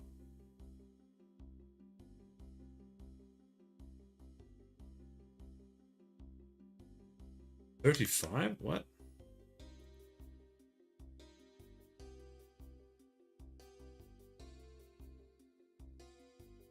This is 0.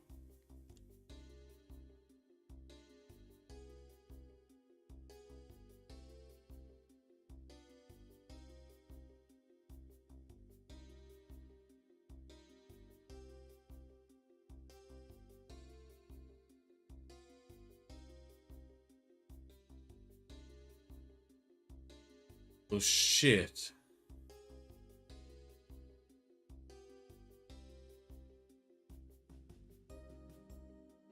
There's this issue too.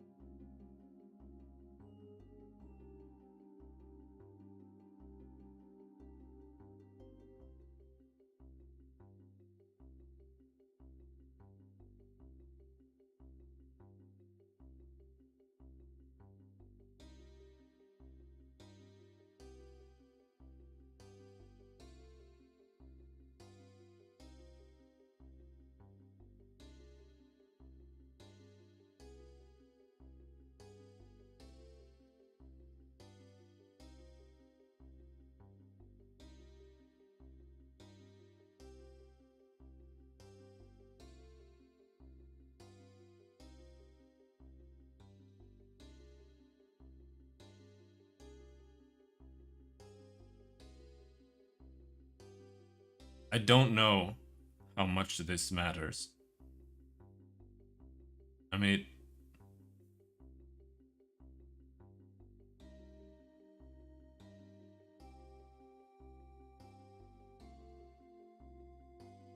it makes sense. No, it does make sense.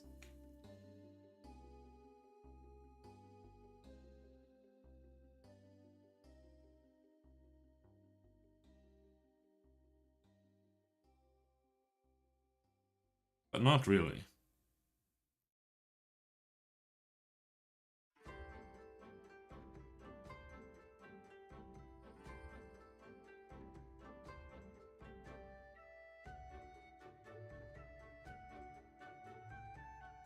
Because it starts at 0. No, it does make sense.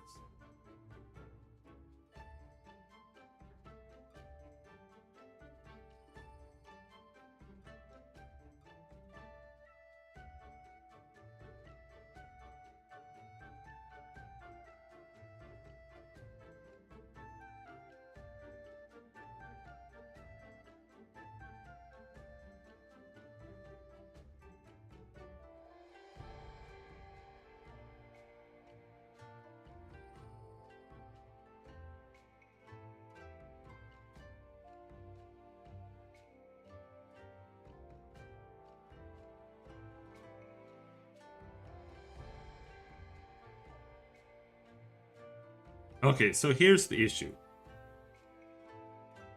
Like, let's say we have one tile, right? And I'm trying to find the bounds of it.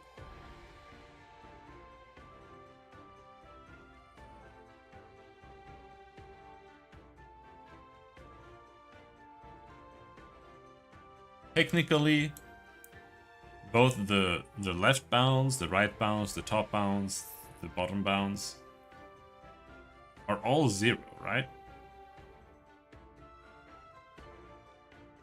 Because it's only 1 pixel.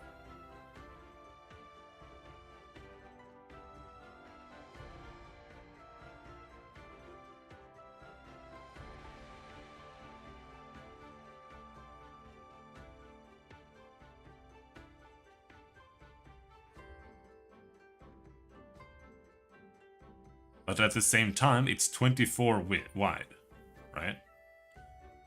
So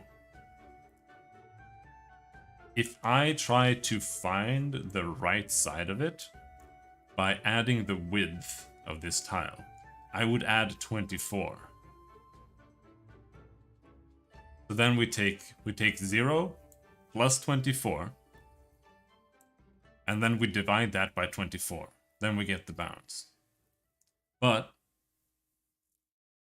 since the coordinate system starts at 0, that means that this final pixel, that is the 24th pixel, is actually at the 23rd x value. So this is actually at x23. So now if I divide this by 24, instead of getting 0, I get 1, which means that can be interpreted as the right side being contained in this tile, right?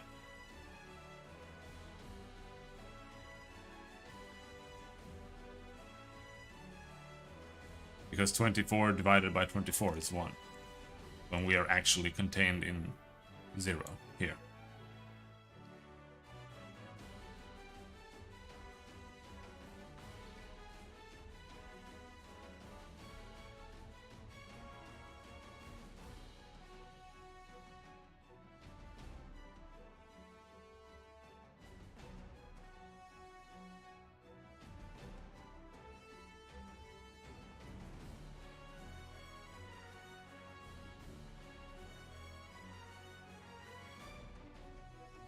And I think that might be what's happening here.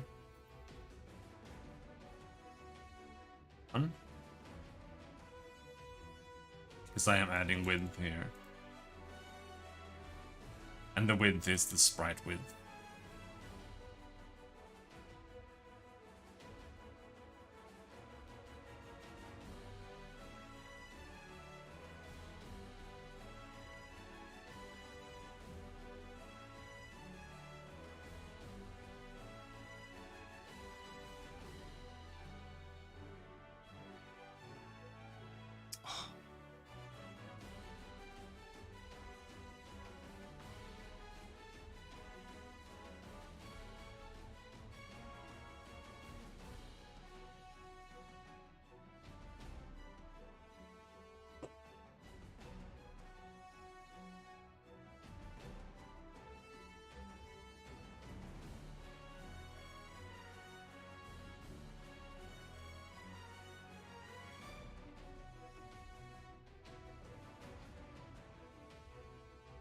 Un secundo.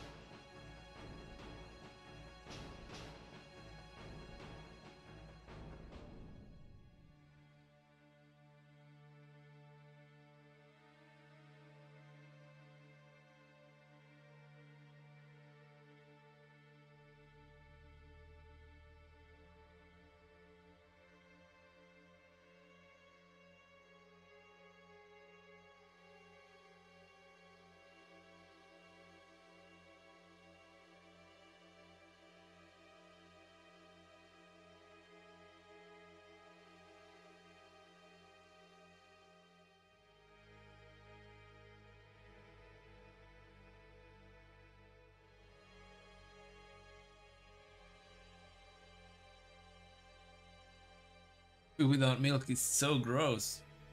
It's absolutely disgusting.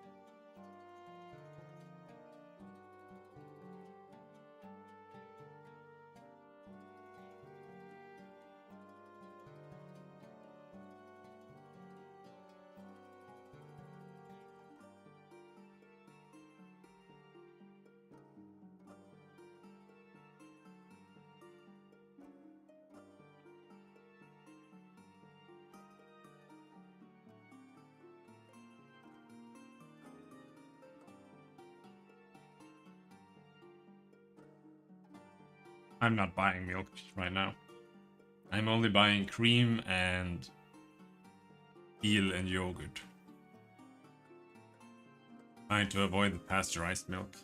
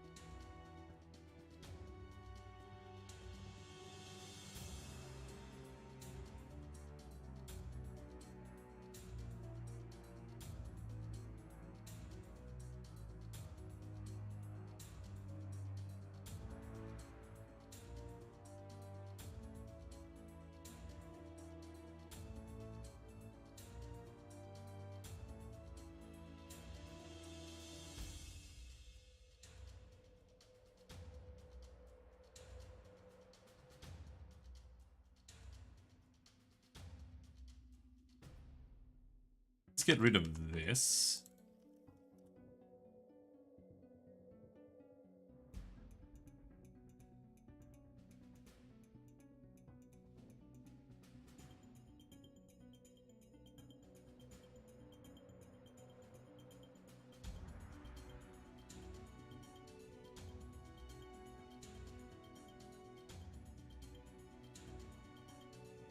So here, let's write out plus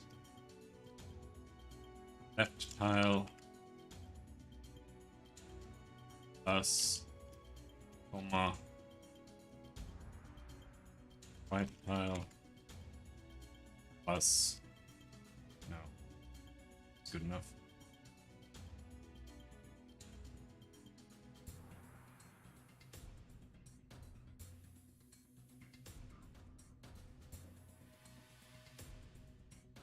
Lower tile plus lower tile plus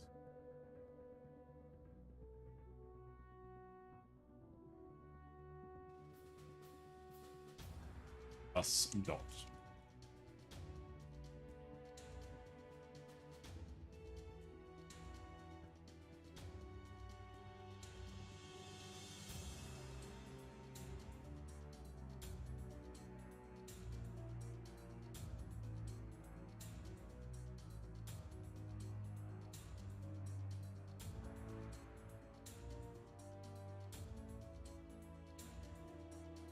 $24, $26.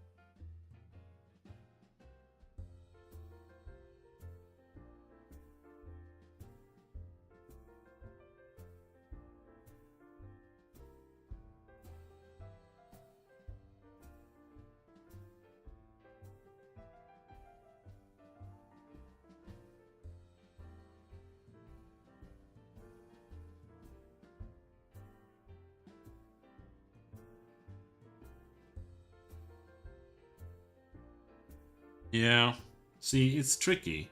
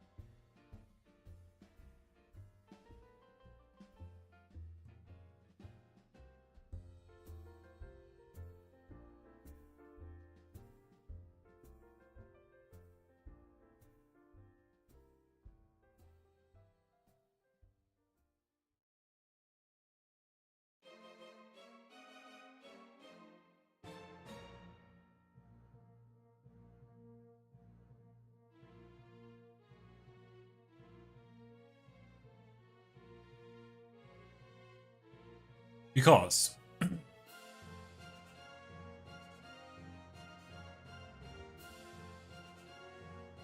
let's say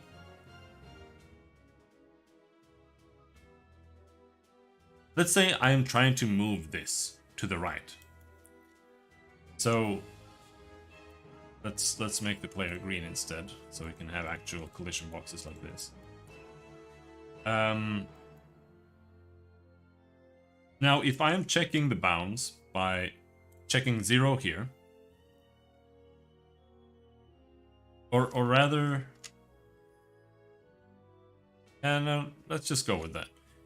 We're checking 0 here. Rather, these are the first 12 pixels, right? And these are the remaining 12. Which means that there is no middle between that. Like, not really.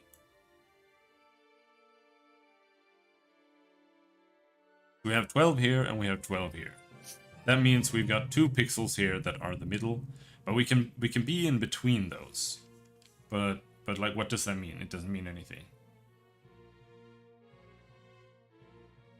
So if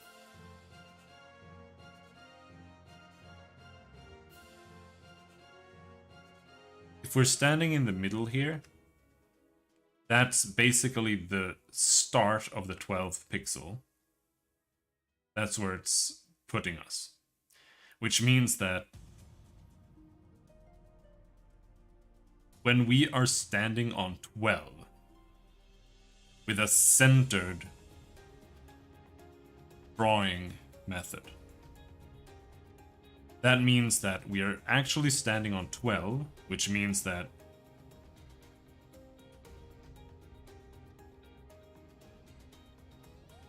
to check the leftmost bounds, we take the width of the tile, divide it by 2, and then take that minus 12, which is our current position. So then we get 12 minus 12, which is 0, which is right here. So that means we're still within this tile. But here, since we are at 12, and we add 12, that means that we will overshoot over to the next tile.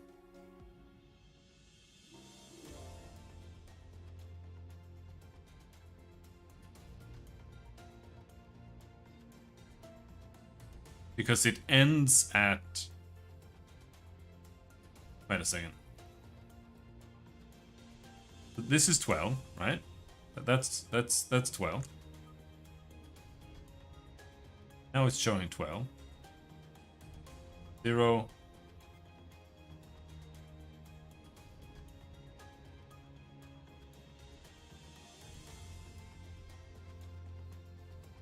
That's 12. Okay, 11. Right.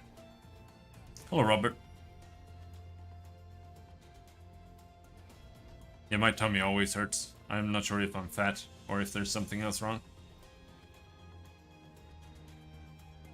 Losing a little bit of weight now. So maybe that'll go away when I stop being a fat ass.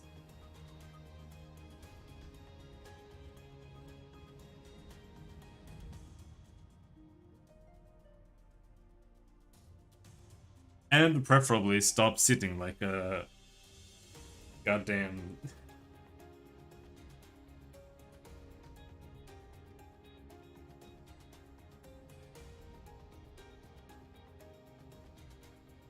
I'm always miserable when I don't eat enough. Odds are you're a fat ass. Martin is fat. He says that he has that he's got abs, visible abs, but I think he's fat. He's like always making cookies and shit.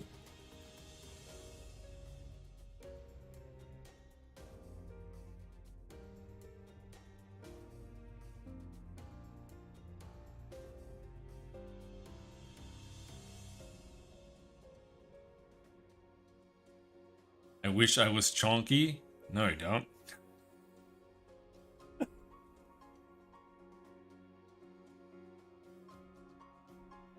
Just overeat. Overeat a lot. That's what I do. That's the secret to being fat. Just overeat. Don't even make a real lunch and milk is never stocked? Yeah. I'm not making lunch.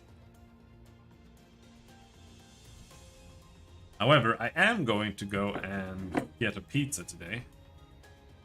Or something. I'm not sure what. Maybe I'll get a salad.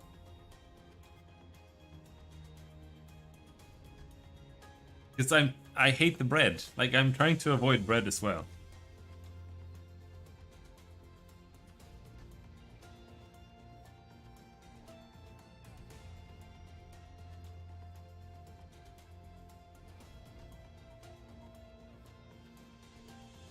Bill was trying to lose weight, but he was eating like sandwiches. Like he was kind of replacing real food with sandwiches just because it was simple and. But I think if you're gonna do like a simple diet, wheat is like the absolute last thing you want to do.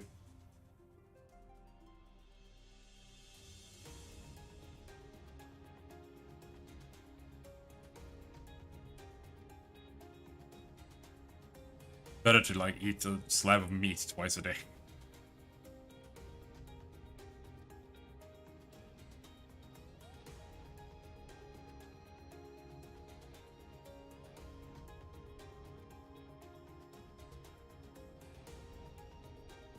There's never any pork egg in this house. Oh no. Bread is tasty.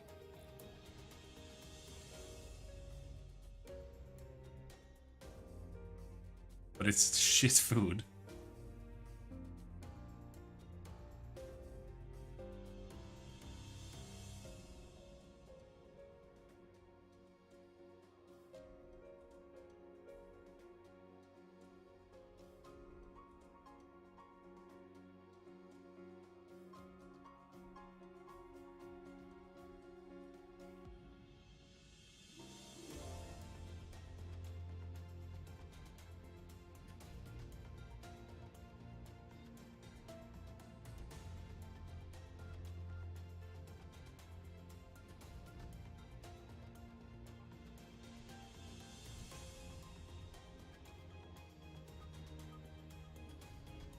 I'm too tired for this, but this is also being really annoying. This is such a niche problem.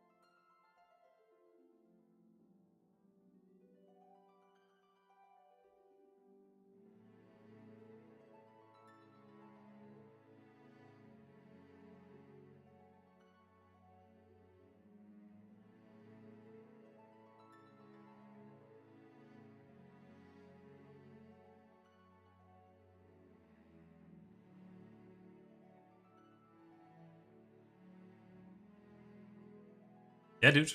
You should try a mono diet on only pizza every single day.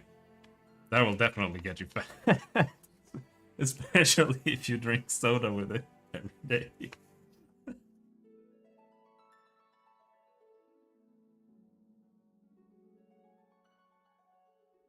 They do have a kebab here. Sounds pretty nice.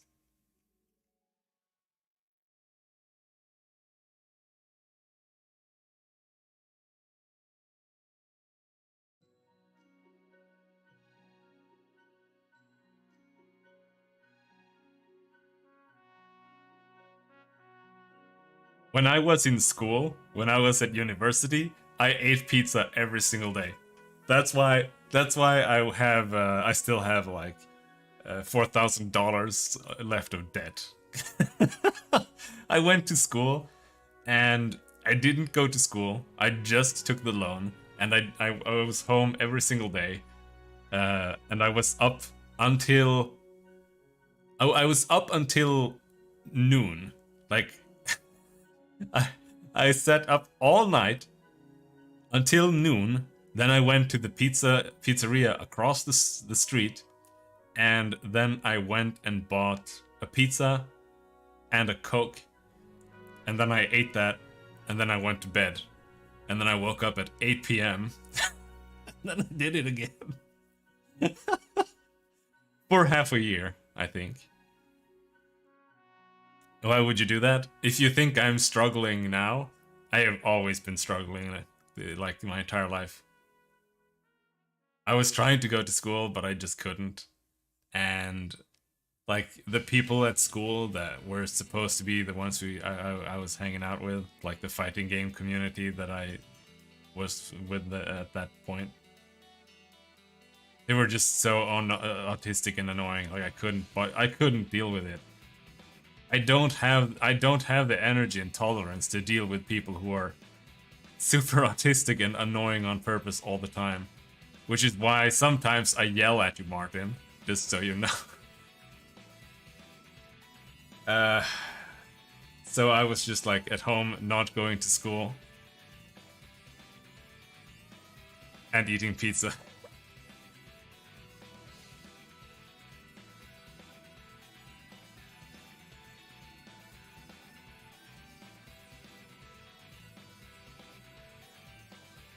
Yeah, just so you know, being annoying on purpose all the time will make people think you're annoying. This is information that a lot of people lack, but I think it's rather self-explanatory.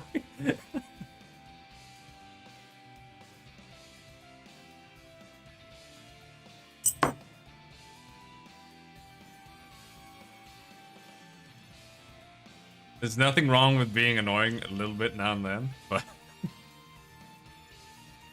but like there was this one guy who would he would like you literally could not talk with him because the only thing he would do was he would take a meme opposite stance of anything that you said at at all times for like 2 years straight that I knew him.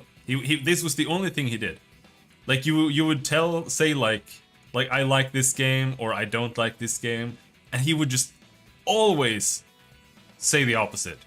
And then you would argue with him, thinking that that was his stance. And then after like a day, he would be like, "Yeah, no, you're right. That you were right the entire time." And he would do this on every single topic, always.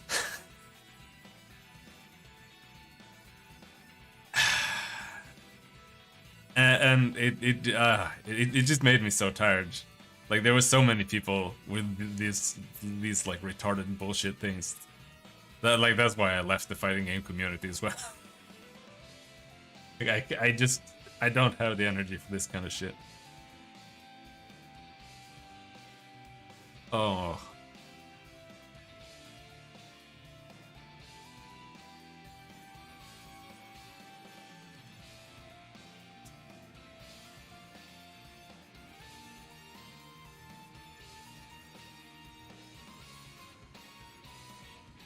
Fucking garbage piece of shit.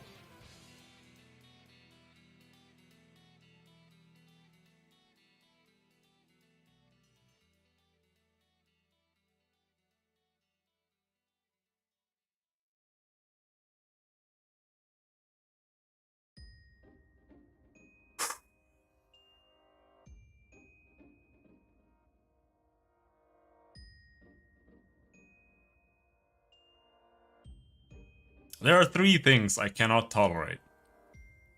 Those three things are people who are always annoying on purpose, people who are always annoying on purpose, people who, regardless of what I say, well, you don't like any video games anyway, because then I don't want to talk to them anymore at all, because there's no point. And what's the third? Man, I forgot. It was so clear.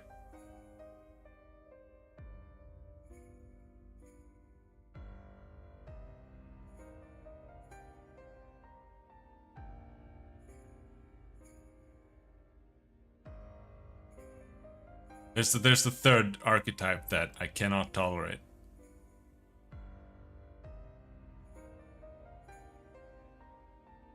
Whatever. It's gone. Thankfully. I was getting upset there for a while.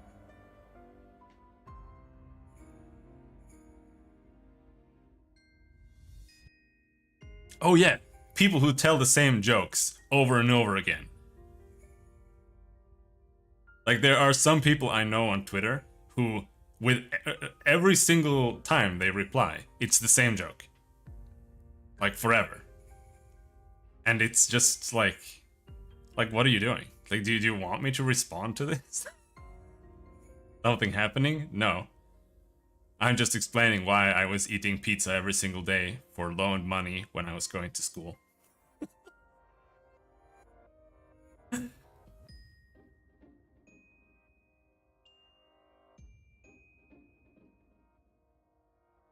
And the coffee's gone. Also, I'm super tired and annoyed. Oh, I'm so annoyed nowadays. It's so, I can't deal with it, because I have, like, there's nothing that I can, like, do to like enjoy myself other than program, and it's really bothering me. There are no games. Like, there's not a single game that I want to play. And I feel like I have played everything. So, like, there's just nothing. And I don't have the energy to, like, practice guitar. Like, I don't like practicing. Practicing is annoying. Programming is also annoying. It's not, like, enjoyable, even though I do like doing it. There's nothing on TV to watch, because I've already watched everything. Like, right now I'm going through Miami Vice and I'm on season 5. And it's just so fucking annoying. Because it was nice in the beginning, but now it's like, it's the 5th season of just the same shit over and over again. It's just not good enough anymore. I did enjoy watching The Boys season 3. But the problem with watching TV is that it lasts for like 2 days. And then it's over. I tried playing Battletech, but holy shit, what an absolute piece of shit game. Fucking garbage. Absolute turd. And I gave up on that too. Even after modding out all the pronouns and making only males spawn, instead of like 55% women. It was not enough.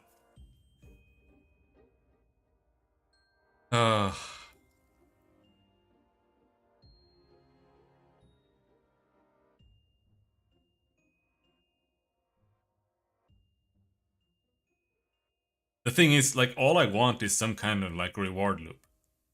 But there's nothing like that. Like literally just Diablo. Like killing some monsters, getting some items, playing some games. Yeah, it is. It is. Like, there's nothing to it. Like, there's no real strategy or anything. It's like, you pay attention to what kind of mission it is. If it's like protect a convoy mission, you have to bring at least 3 out of 4 light mechs. because otherwise the convoy just like speeds ahead at full speed, and you can't catch up with medium mechs. So they will just get wiped out if there are enemies in front of you. So you have to just have light mechs, and then you have to just go and walk in the forest. That's the entire. There are no other strats. Like, be above enemy, stand in forest, and then you just kind of shoot them, and hope that the RNG kills them, and hope that they don't shoot you and hits you in the face, and then you die instantly. Because that's how it works. Like, if they shoot you with a ballistic weapon, some kind of rifle, lasers seem to be trash, missiles are trash. But if they shoot you with a gun, and they hit you straight in the torso, you just die. And if you shoot them and you just keep hitting like their arms, they don't die. So, plus there's like a 60% hit chance. So it's just, you just go and stand in the forest, and then you click enemy, and then you shoot. Like, it might as well just be one arrow that you're firing. Like, it might just be a dude with an arrow. That's how deep the gameplay is. So you go and stand in forest, fire arrow at guy. If it hits torso, he dies. And it's just not enough.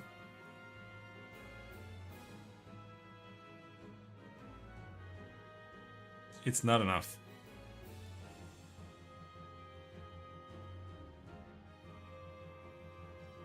I need more than that. Especially when the game is made by pronoun peoples. League of Legends? Yeah, it's great. There's nothing I like more than having the entire outcome of an like 20 to an hour minute match be dictated by 4 other retarded French people. Multiplayer co-op thingies? Well, the thing with that is that the only people I know who play games are Kibs and the Bickering Bunch people. And I don't know anyone in my time zone that I can play with, especially not during stream hours. Like, I could maybe set something up with Lightblight during weekends, but like, I start streaming when he wakes up, so...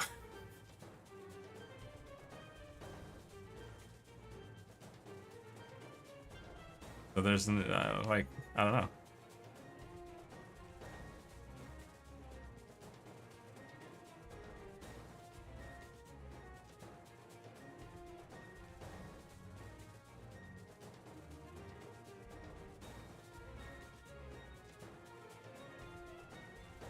I could like readjust my schedule to play with kids, etc.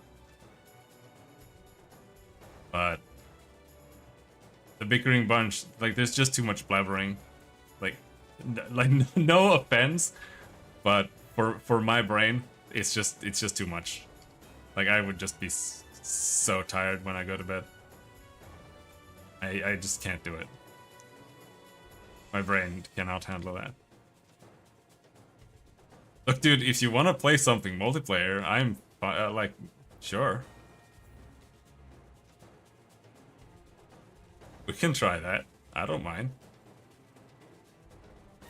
Now you know why I'm tired. Yeah.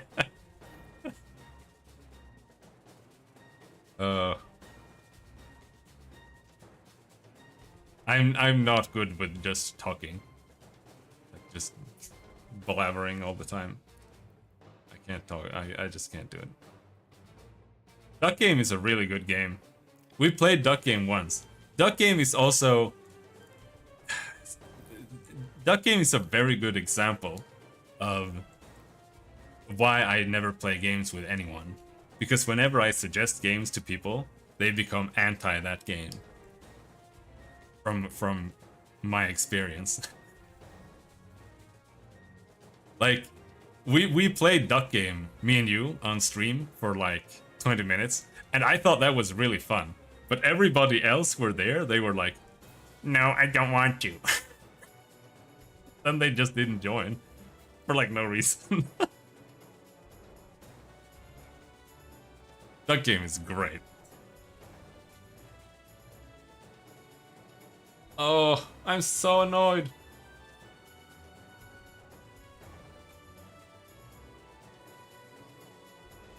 And the same is true for like everyone I've ever known. Like, I try getting them to play a fighting game or something, and then I try for like half a year, and they ignore it. And then when I finally give up, they pick it up and start playing playing it with someone else.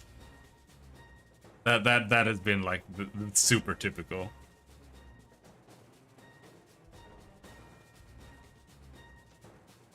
This is no longer a programming stream. This is a whining stream. Honestly, I think I'm just gonna give up on programming today.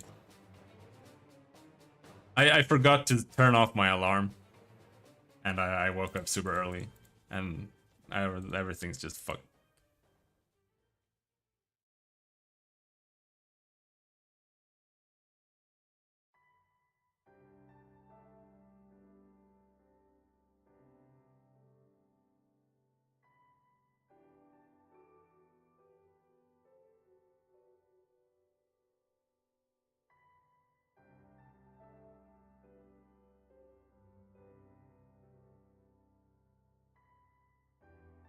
I have 63 games on my wish list, and I don't want to play any of it.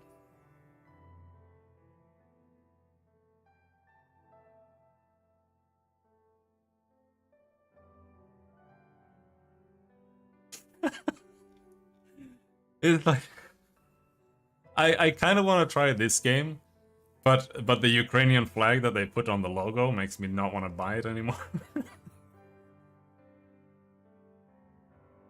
Bannerlords is never coming out. Falling Frontier is never coming out. Echo, it looks too ugly, and I don't think it's a good single player game. Deep Rock Galactic, not a single player game. I don't want to play this game, I just put it there because Quantic suggested it.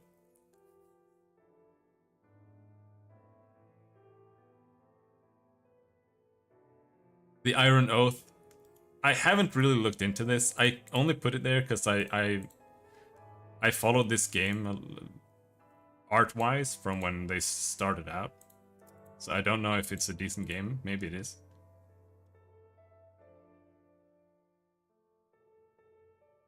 Monster Train is apparently Slay the Spire, more or less. I was suggested it by a real life friend, but it costs $20, and I'm not paying that for a card game.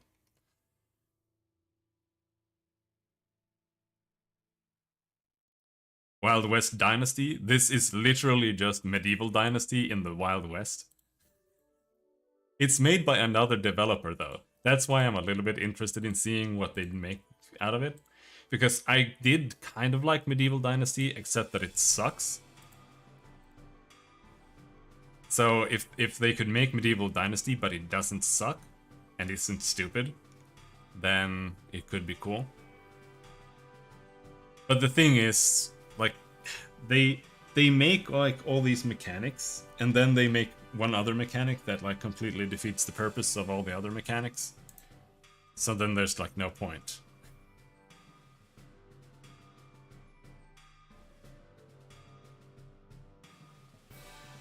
It like deletes the entire game. That's what Medieval Dynasty does. More or less. Sengoku Dynasty is also Medieval Dynasty, except they're Chinese. War Tales, I'm gonna try this game, but it just looks so boring when you look at it. It's like, okay, it's just Pig Farmer, Battle Brothers, pretty much.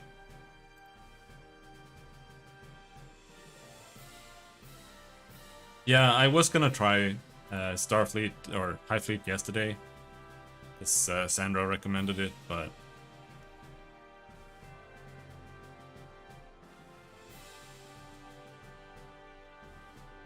Sandro games always end up being Mountain Blade, which means that it's like a fun idea, but there's nothing in it. It's like playing a skeleton.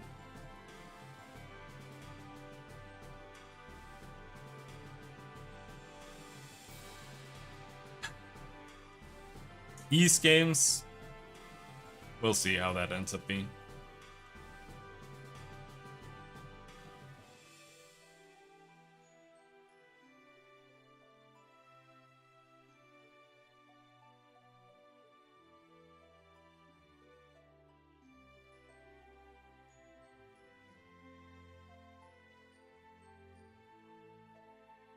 Satisfactory heart? Yeah. It does look and feel nice. But like I said, I just don't have what it takes to rebuild over and over again. It's the same thing with Factorio. Like, I did not mind playing Factorio, but at some point you get to, like, you start building and then you get to a point where you need to make like 10 times more signs than you can produce. And to be able to produce it, you need to rebuild your entire infrastructure with just a bigger base in the beginning. And I just can't get past that. I do think it's an actual game design flaw.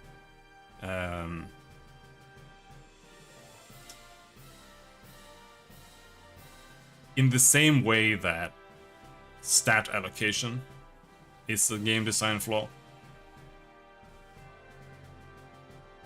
Because the entire game rests on a base that you kind of just have to guess.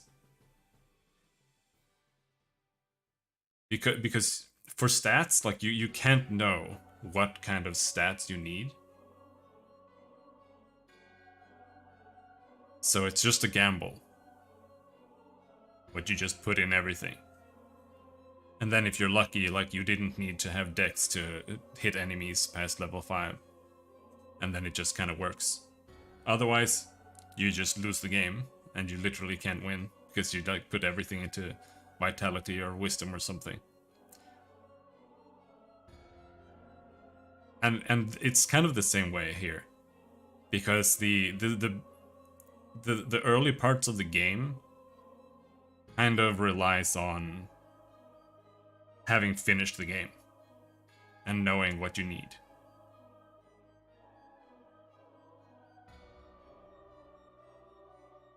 And if you can kind of get past that and deal with that, that's fine. But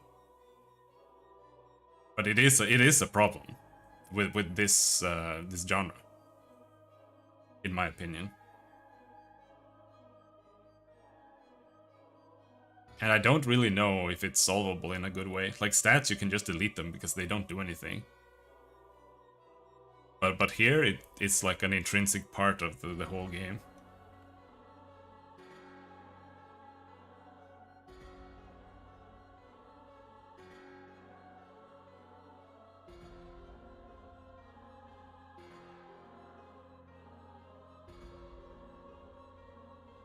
I really wish this game was good.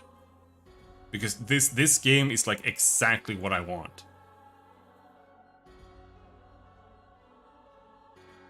This game has a pretty large free demo prologue that you can try.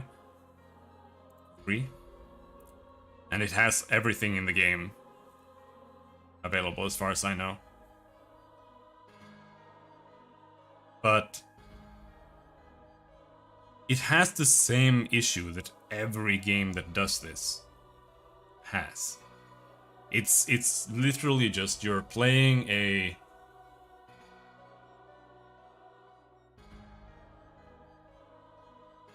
you're playing like a caravan.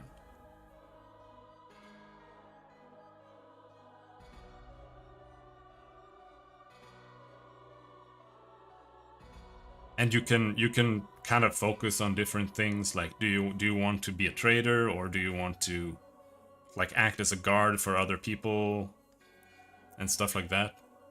And then you can buy stuff, and you can go to other towns and sell that and try to figure out good ways to make money and survive. And meanwhile, there are like things that happen, events pop up, And that's what I really like. Like, you're just out traveling, something happens, you get to read some stuff, make a choice, fight something. You come to a town, you explore it, go to the pub, see what's going on, that kind of stuff. But this game has two problems. First of all, it's insanely hard, to the point where you have to restart like 50 times before you can even understand like how much food you need to get to another town, right? And second, well, the difficulty part is it kicks in a lot of places. Like, you can go to a town and then you explore, like you get a quest or something to like explore the sewers, and then let's see, is it level based? Yeah, it's level based, right? So because it's level based, you like go into a sewer, and then you fight like 2 mollusks in the sewers, but they're like 4 levels higher than you, and then you just die. And secondly, there's not enough writing. It's just like Battle Brothers, or any other game that does this. Like, there is a bunch of randomly generated events that happen, but there's just not enough of them. They're not randomized enough to the point where they're interesting to see multiple times. And when you get to a town, you kind of just sell, and then you leave. Because there's nothing else to do there. Like, you can explore the town once, then it rolls the dice, sees if there's something there. If there's not, then you just leave. So it just becomes more like a walking simulator than anything else. And it's just like the core aspect of the game is just never developed enough to the point where it's actually interesting to see things happen and like have it be like a story generator.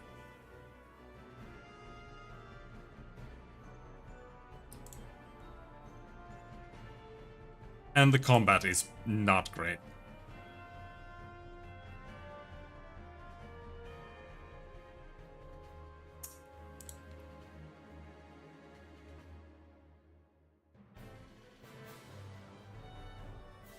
And the art is not great either. But this is really close to the concept I want from a game.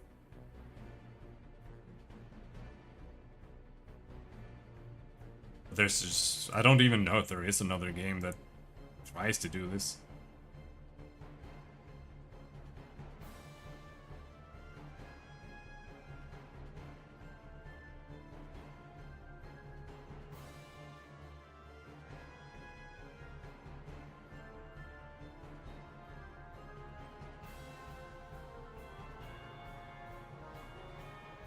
Grounded.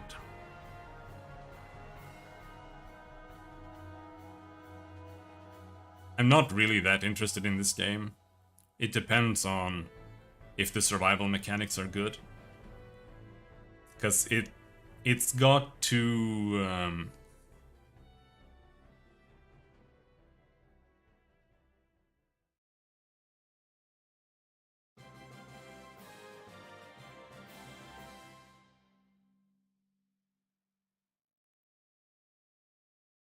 like, you're playing children.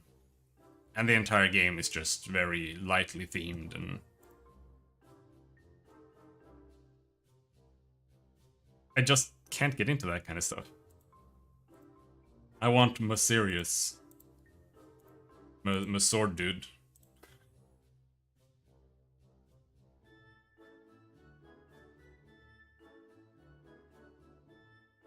And almost everything is like that kind of stuff, because it's a lot easier to make stylized Le Funny meme characters than it is to make like low poly meme stuff.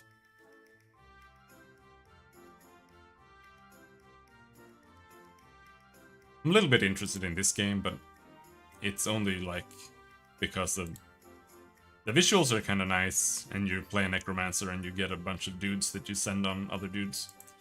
But that doesn't mean that the game is good in any sense of the word. Just got like an interesting concept. Astroneer? You didn't shut up. You said it. You did say it.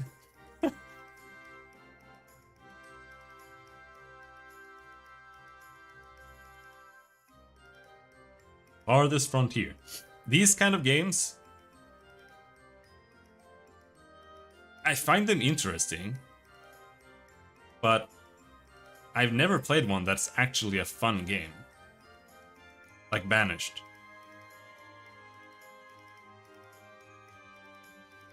Because they don't really have many interesting things. I'm 5 minutes back. Hello, Sandro, 5 minutes ago. Feel your pain point on Factorio having to restructure old stuff? Yeah, I mean, it is a problem, but it's still a cool game. I do think it's a good game. But it has that big flaw. But these, like Banished, I was playing Endzone, and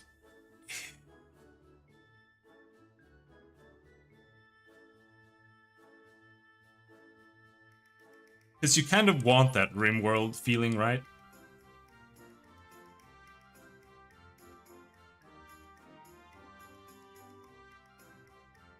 Where you're like managing a village and you're kind of dealing with it, etc, etc. But the difference between this and RimWorld is that in RimWorld you're more closely managing pawns, while in these kind of building games, you're literally just managing resources. So unless you really like building like aesthetical villages, there's no point to them. Not really. Like in Banished, the only or in Endzone, the only thing that happens is that the climate gets harsher and harsher.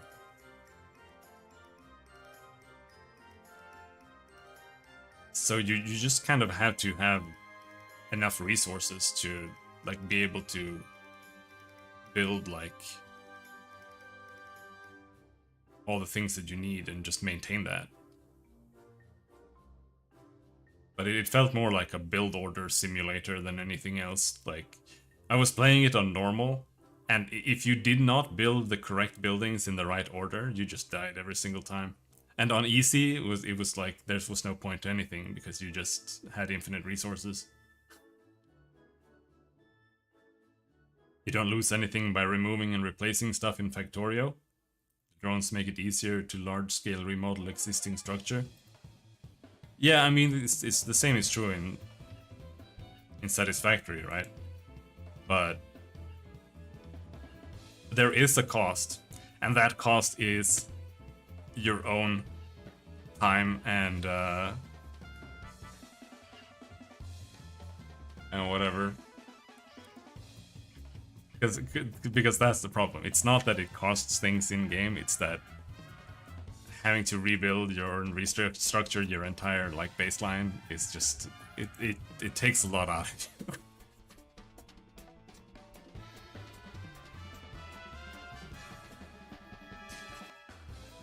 And this is one of my favorite genres too. Life sims, just building craft bullshit games like Stardew Valley. But I have yet to find one that feels like the game matters. Like it's just like us playing a sim. You're just like doing things, and nothing matters. In Stardew Valley, there's no point in even making things. Like nothing matters. All you do is you just go and get resources and you just shove it into the box. The only thing that matters is, like, do you get it from plants? Do you just go and chop down trees all day? Do you go into the mine and mine things? But after that, if you craft things in Stardew, the resources literally lose value. every single time. The only thing that makes the resources gain value are making these specialty things like fermenting. That can increase it a little bit, but that's it. Everything else makes it lose value, like crafting fishing lures or something, selling it. Like selling like 2 gold bars gives you like 400 gold. Selling 1 fishing lure that costs 2 bars to make gives you 100 gold. Last time I played Stardew, I literally modded every single item in the entire game to fix that. But it still doesn't matter because there's like nothing to really make with it. Like there's only infinite progress, right? And you just progress infinitely to a point, and then the game is just over because you just can't progress more. Like you can't get more horses, you can't get more cows because you just can't get to them all in time during a day. So the only thing that's left after that is just making more money. They did steal your name. This could be a hentai game. Potion Crafter, I haven't really looked at it because every time I look at it, I just see like graphics that are like some papers, and I'm like, okay. I mean, could be interesting again.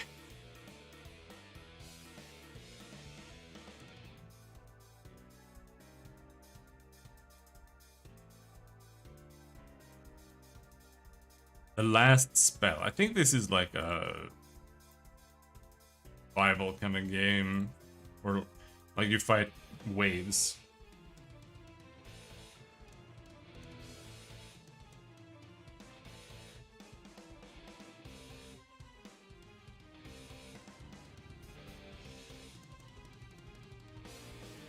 But defense games,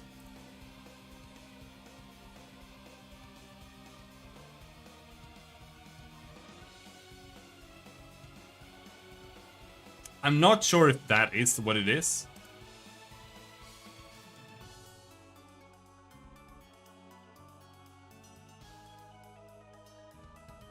Supplying local arsonists might end up badly. Okay. But defense games are like they're inherently flawed, in my opinion.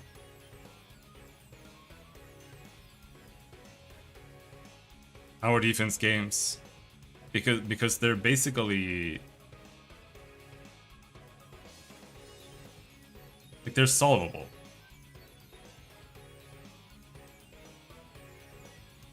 I haven't tried High Fleet yet, so I have there's not much to discuss.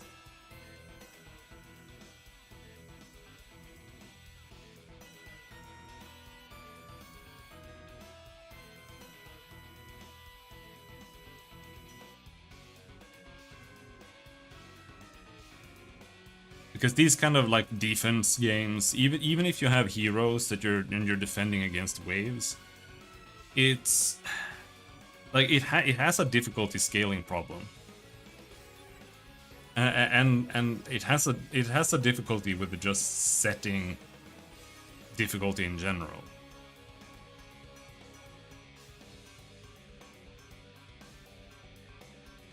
Because typically it's literally just a DPS check. Pretty much. You just have to have enough DPS to kill everything that comes towards you. And if you don't, then you die. And if you have too much, then the game is just boring.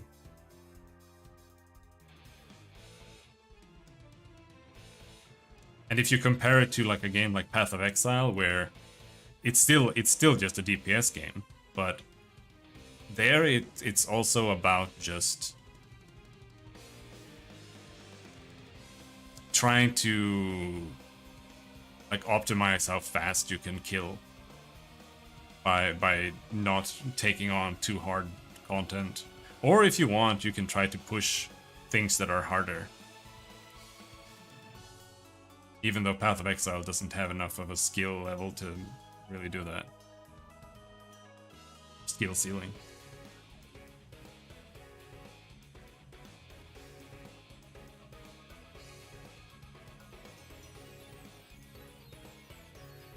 Which is why defense games are kind of weird to make and design.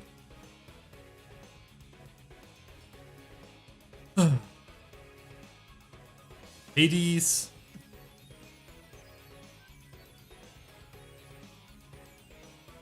I wasn't that huge of a fan.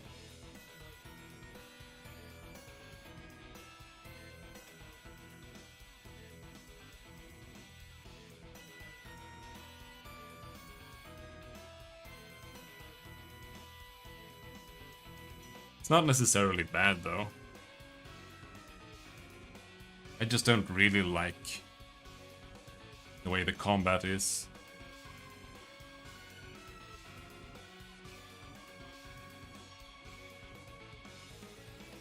It's kind of just poking the enemies and reacting to when they blink. Getting out of the way. Plus, it has that roguelike design that I have a big problem with. Where you go in and you progress and you get some points that you need to spend when you die to get upgrades, right? So in this game, for example, you go in, first time, you lose, and then you come out, then you can spend your points, and there are points that give you like you gain 2 health every single time that you finish a room, for example. And I find this just to be very problematic game design. It's like Rogue Legacy as well, where the game is it's just too hard in the beginning, so you just lose, plainly because the game is overtuned on purpose, because you're supposed to go in, lose, come back, buy upgrades, go in, lose, go in, lose, go in, lose, go in, lose, buy upgrades. Go in, lose, buy upgrades, and just keep progressing over and over again, a little extra, a little extra, a little extra. But I don't know, dude. Alright, Robert, see ya.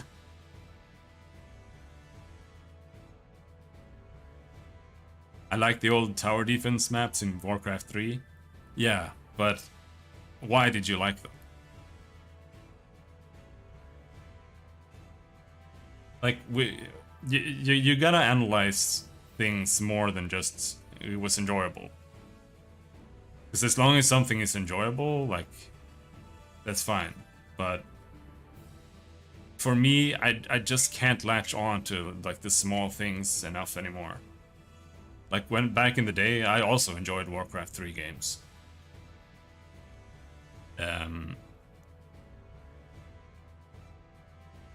Literally just picking a hero, like exploring what kind of skills they gave them, just like, you know, like what kind of effect is this tower gonna shoot? Like, what is this gonna look like? What's gonna happen if I stack this much agility? Like that was enough for me to enjoy Warcraft 3 custom games back in the day. But nowadays, it's just not enough. And like a tower defense game, especially a tower defense or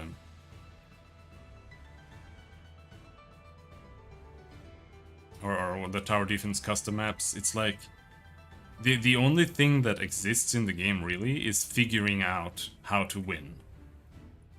And after you've won, you just know how to win, because you know what towers to build, and you know how to maze.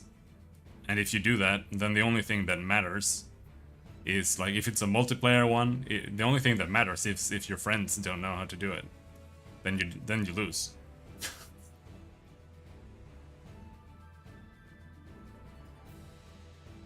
What you seem to be saying is games should be like chess, where you don't need to know basically anything to start the game.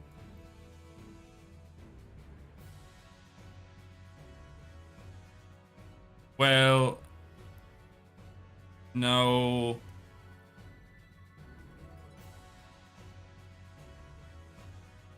I mean, I don't know what you mean.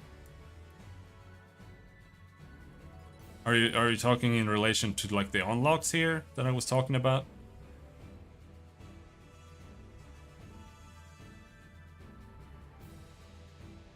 If you have to know a build order?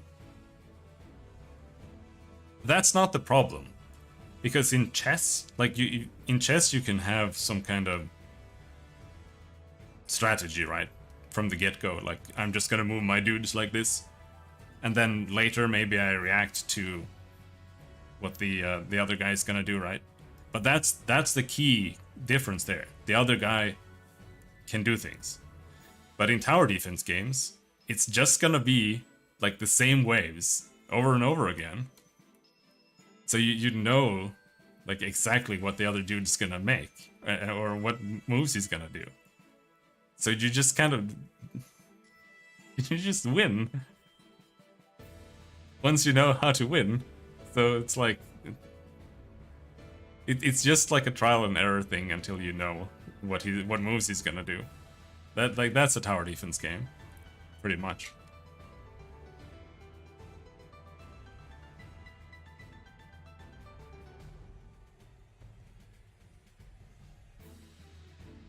Which I guess, I mean, it can still be enjoyable. Games don't have to be good to be enjoyable. Especially not if you don't have like that of an extensive gaming background, because then you can latch on to novelties like walking around in Skyrim and looking at the trees, right?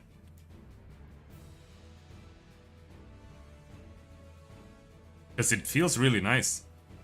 And because, like, if you can latch on to something that is like nice and interesting, or feels cool, then you can kind of live with and ignore all the other flaws in the game, because you're just kind of exploring that aspect and enjoying that aspect of the game.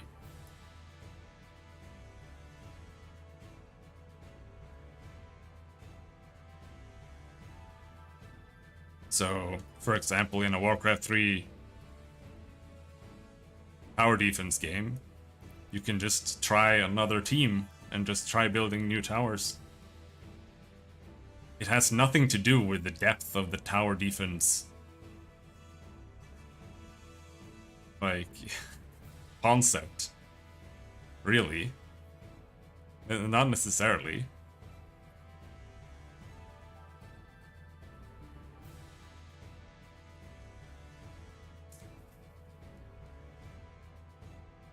But yeah.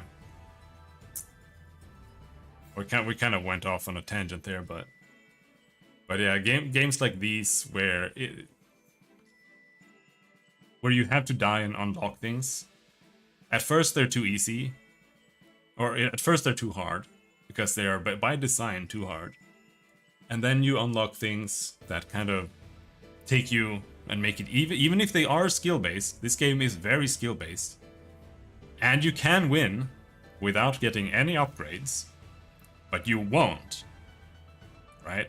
Because it's not designed that way. Unless you're like some uber gamer that can just sit down and win instantly, you won't. Because you need to learn the game first.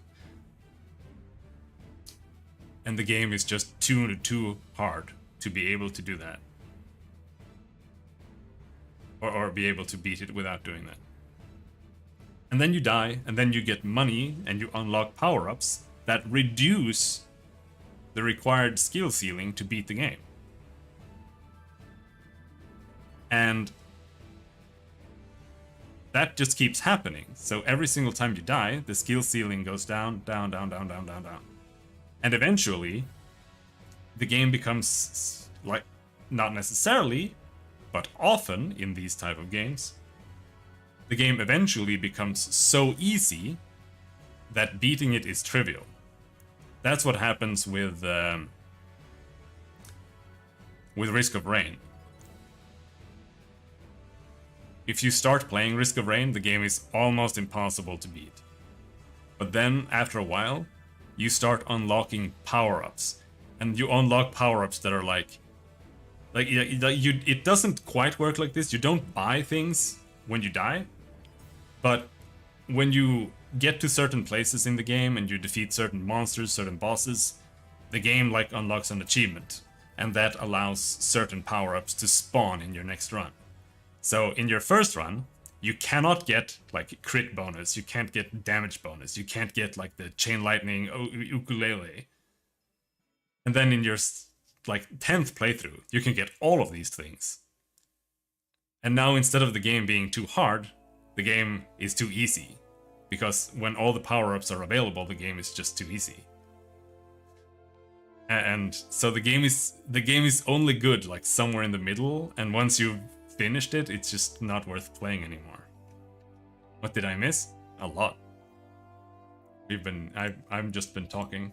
I started programming ages ago. Kind of just going through my wish list here and shitting on it.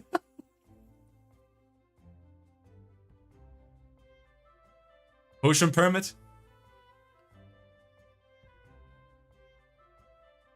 This game? What's Fabled Lands? Oh yeah, I tried this game. This is also what I said before. This is almost what I want as well. I kind of want something like this. Like, this is just an adventure game. You walk around and you just go through some place and you see what happens. But you don't really have a purpose in the world. You're just kind of there. So you're just kind of, oh, I'm gonna go into the forest for no reason or whatever. And then you go to a town and you go into the town and then there's like nothing there. Nothing happens. And then you just kind of leave. Okay, I'm gonna go into the forest. Ah, you found like 3 boars. Now you have to fight 3 boars. And it just wasn't very interesting. And the gameplay was just pretty much just Heroes of Might and Magic. Like I was playing an archer guy, and I was just standing there and shooting arrows at the other dudes until they died. Oh, I don't know.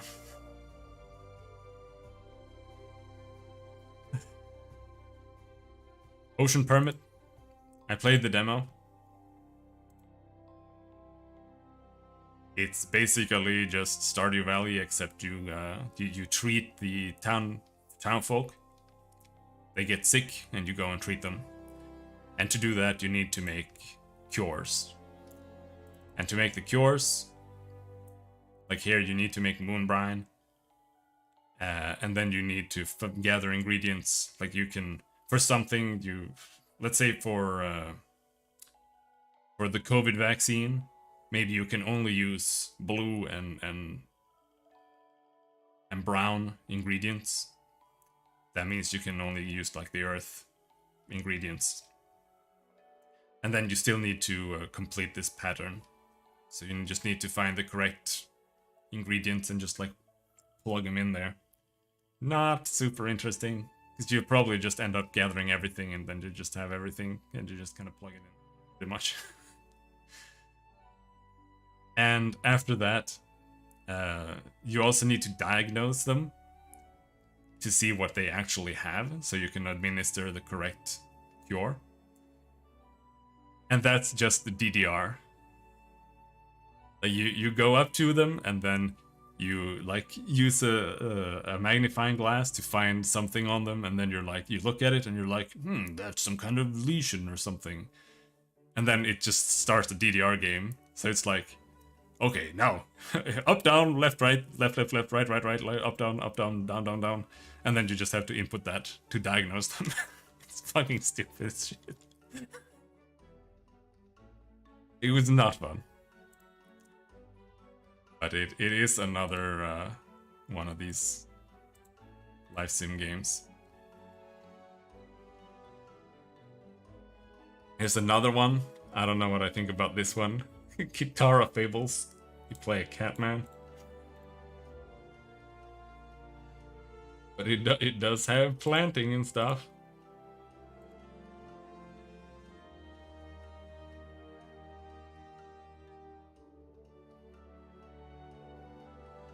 But I don't know. Again, it's just kid game graphics.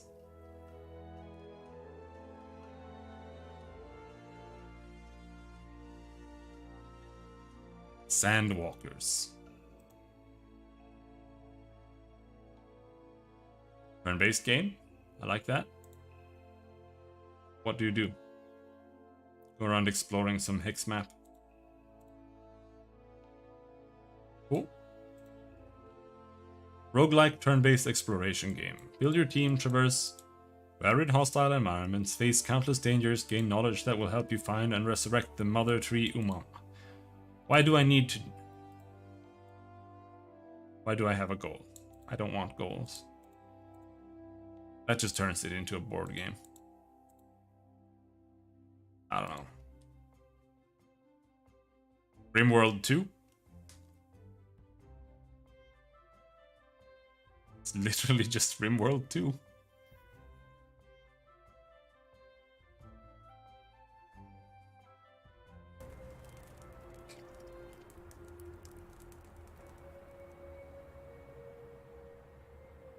Same art, same everything as RimWorld.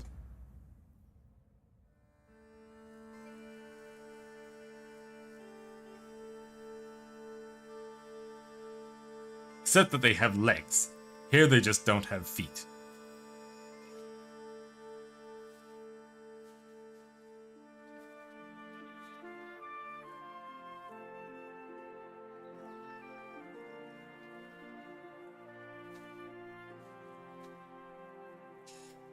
Where's my USB stick?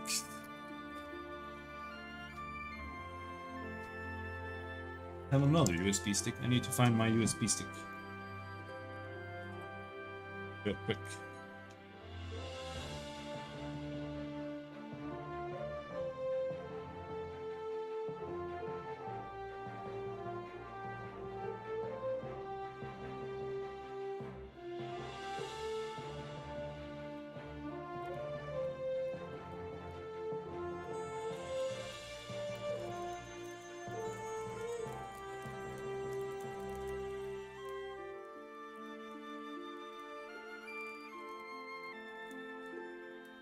Oh shit.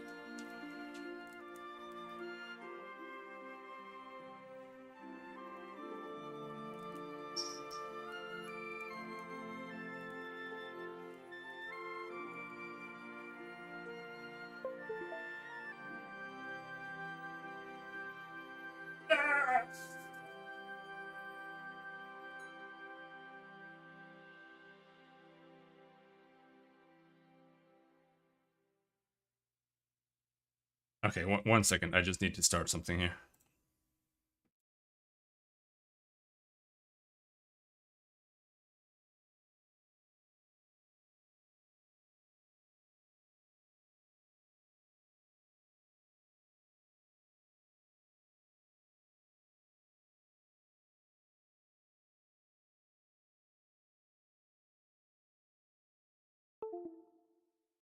Please insert a disk into USB drive. What?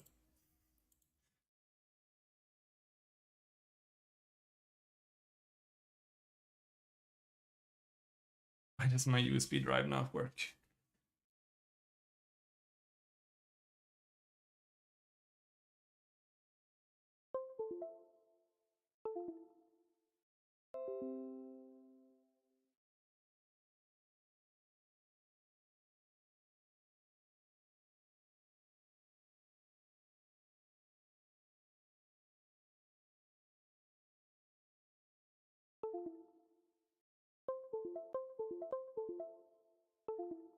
Ah. Incorrect USB drive. This USB drive.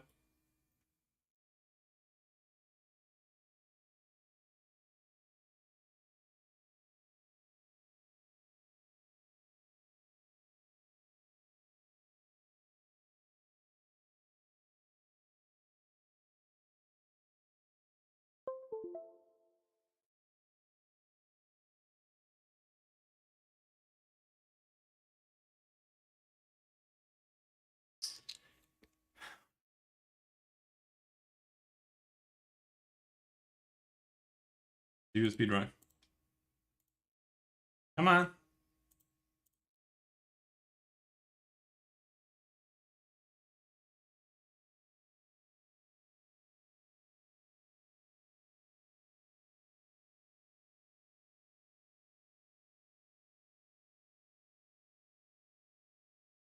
Why do USB drives have like floppy disk performance? I will never understand that.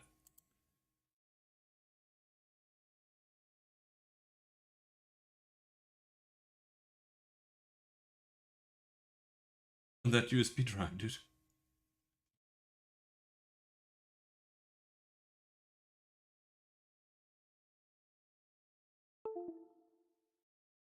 Nope. Error.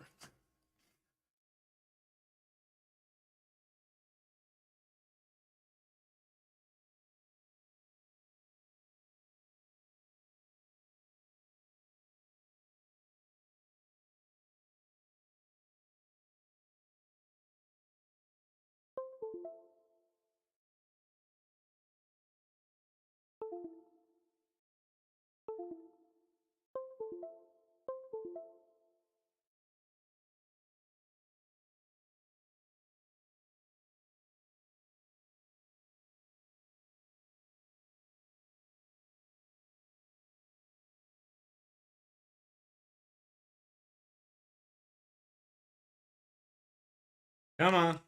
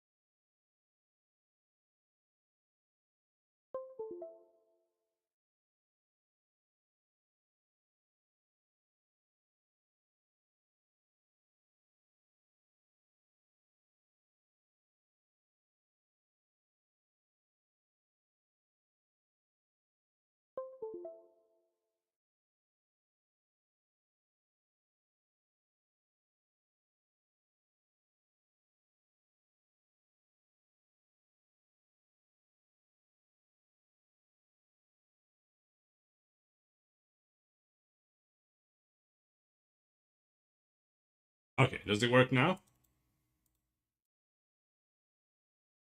Why doesn't my USB drive work?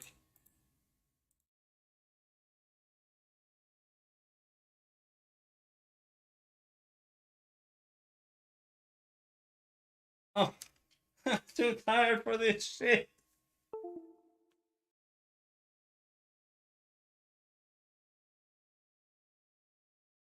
Oh, please.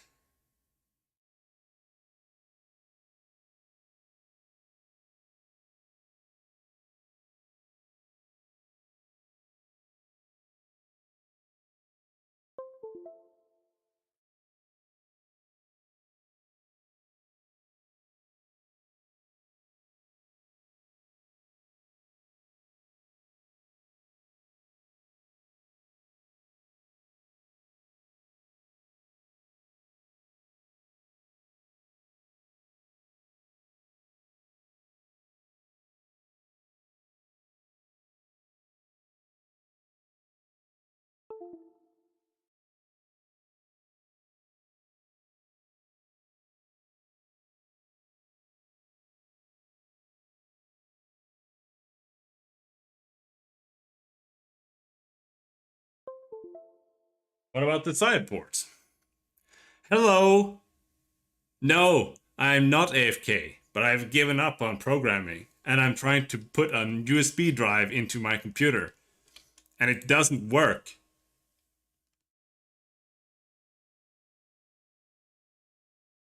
Read the. It doesn't work. Oh. Why?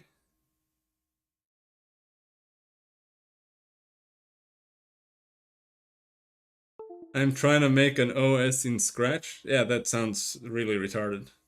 Stop doing that. Why would you do that?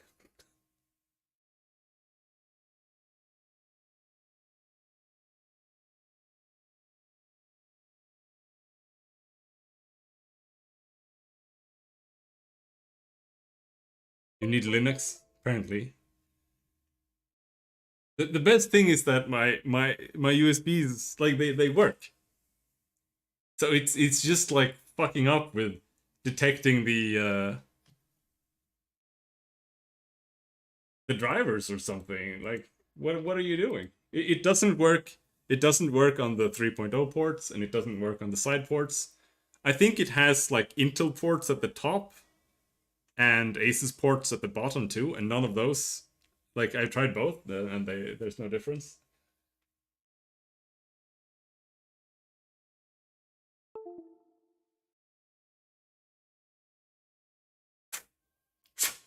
What if we blow on it like a Nintendo cartridge?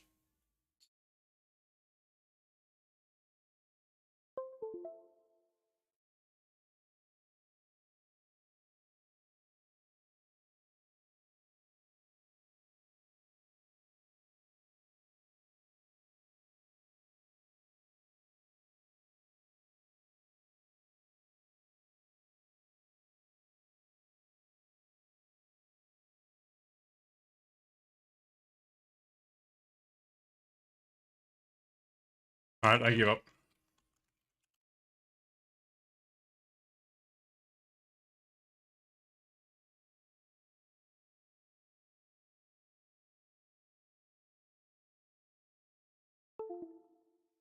I give up.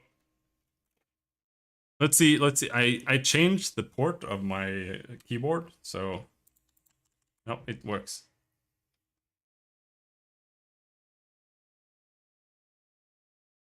Holy shit! Sky, that's the hyper realistic game.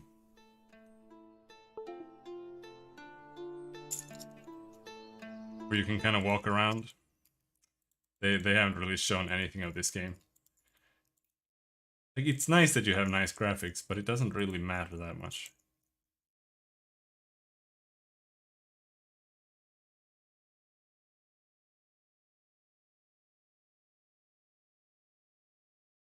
League Lords. What's this? Loot. It's got loot. Battle Brothers with build a camp. Alright, let's play that video.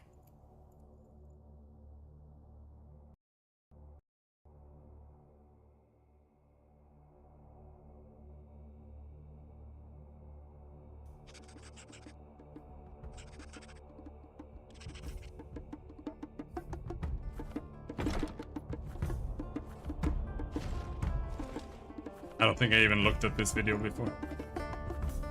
I almost never look at the videos.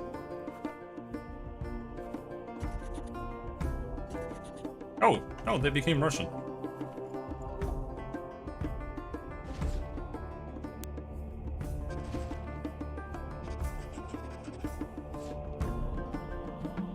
Take a rest.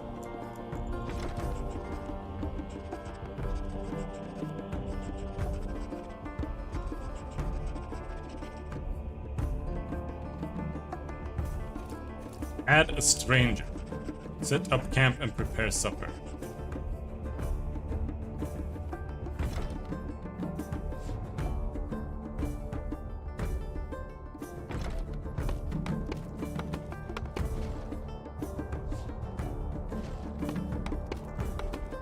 Well, you can kind of build things, I guess.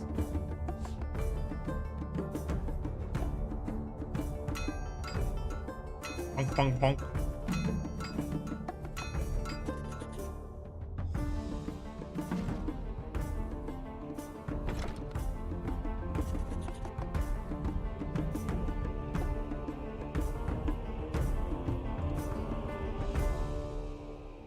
They didn't really show what the game was. They kind of just walked around a little bit. It was not a single fight.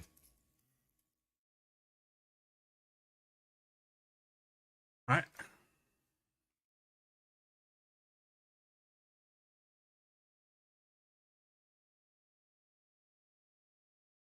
What was this game? This is Mountain Blade with city building, I think. Bit browsery game? Yeah, I guess.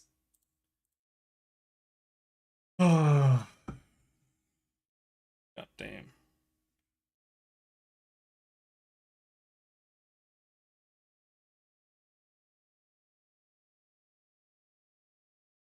Hack and slash. You know, like Diablo style games is probably one of the most underdeveloped genres. Especially ones that aren't story based. There are almost zero games. There are literally 2 viable games out now. If you care about more than just playing through it once for the story. That's Path of Exile and Last Epoch? Lost Epoch? What is it? Last Epoch. Those are the only 2 loot-based ARPGs that are really worth playing. You can play Grim Dawn if you really like it, but it doesn't really live up to it, and it's not meant to be like an end game loot grinder like these games are.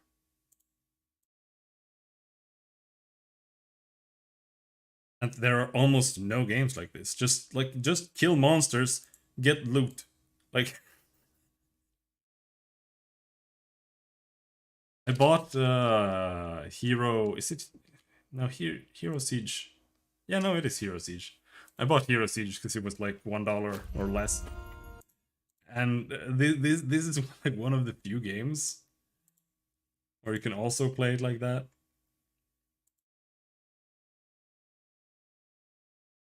But it's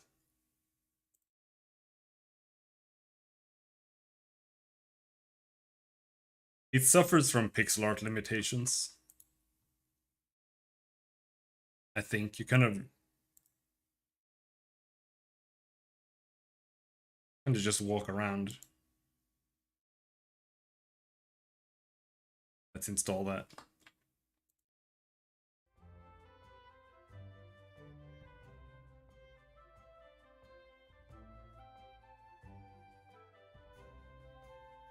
There are a bunch of games in the action or in the ARPG genre, but none of them are really viable.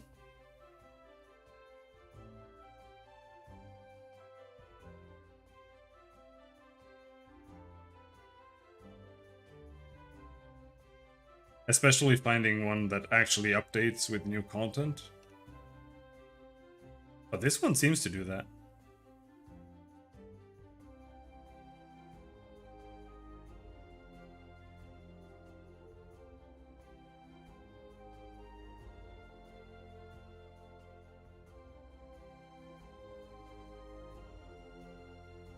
There are a lot of laser beams.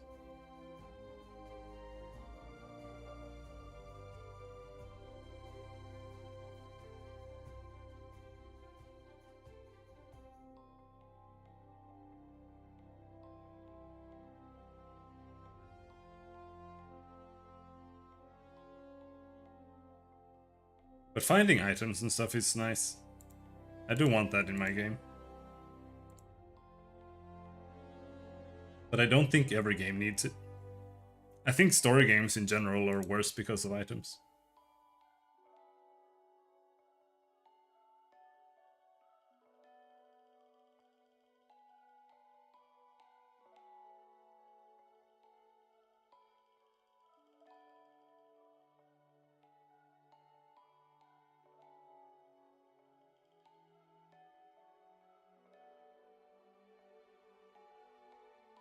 Because it just becomes an extension of the level system.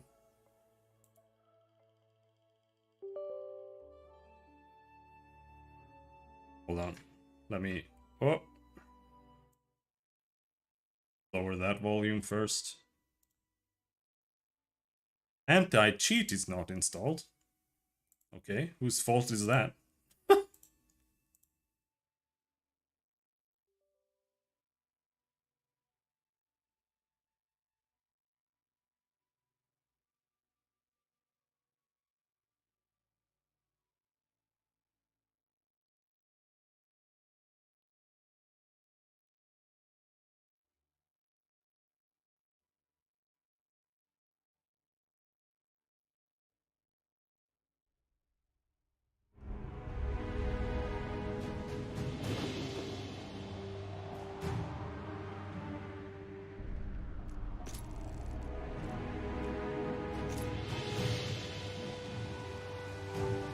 work.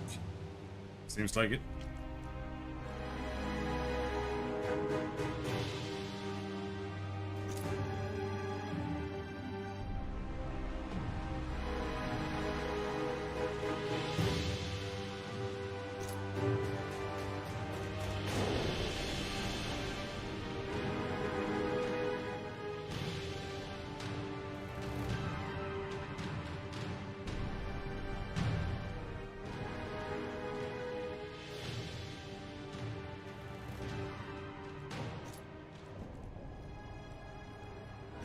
Oh, this is on mobile?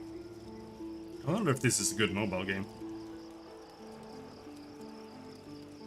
Viking's auto attack boosts ability damage. 5 stacks maximum.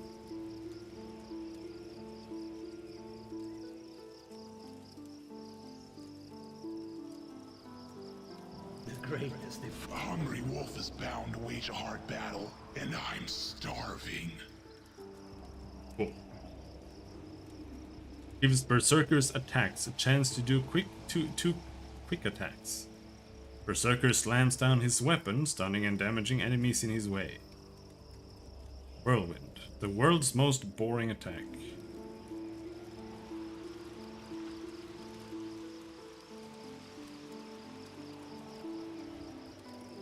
We'll go with him.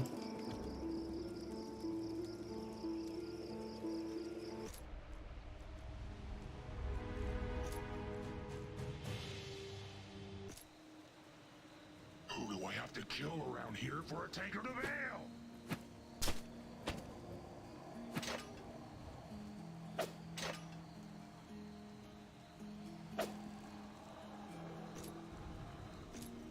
Hey.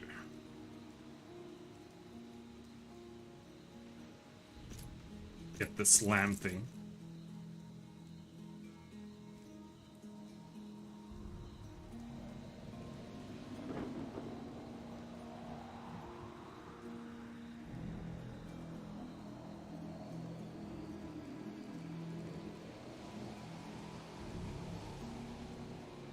I will never really understand these kind of trees.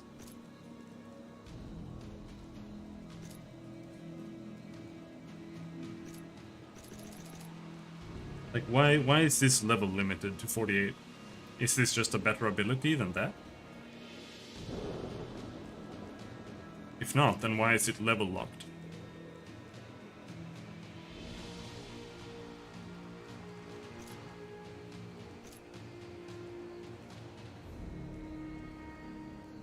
No stats? That's pretty based. You can attack with your mouse or keyboard arrow keys. Oh.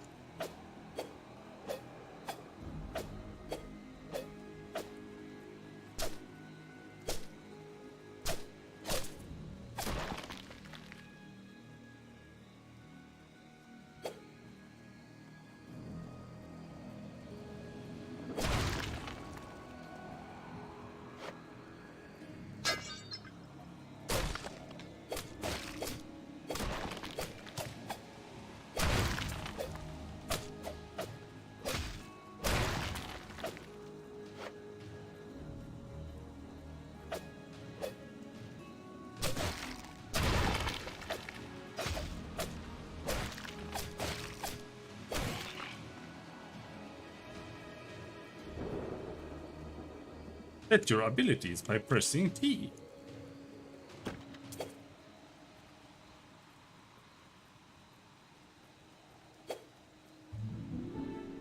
Captain Bonesword, dead or deader. Landlord Kokkonen, master of Inoya. Kokkonen.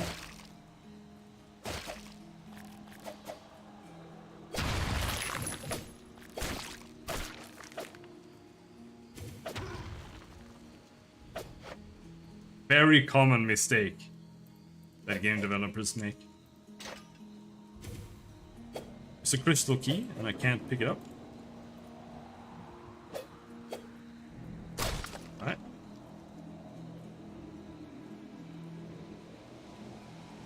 But,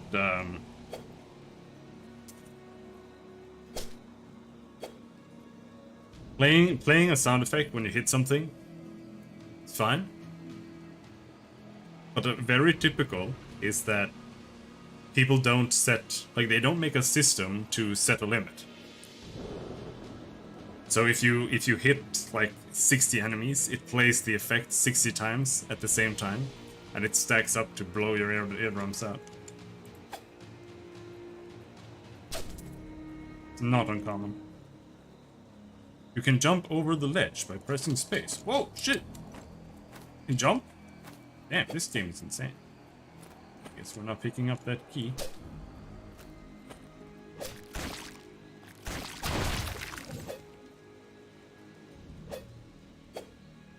Not picking up that key either. Okay.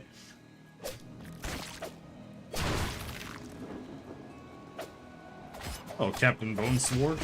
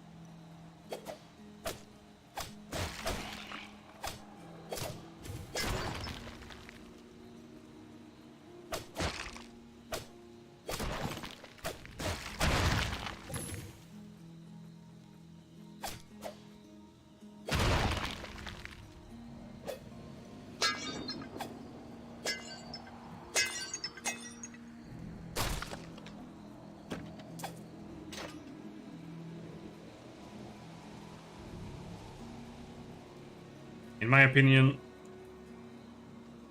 these games don't really work that well in a pixel art style. Because, like this kind of attack animation, it just doesn't feel that nice. Play. I mean, it works, but...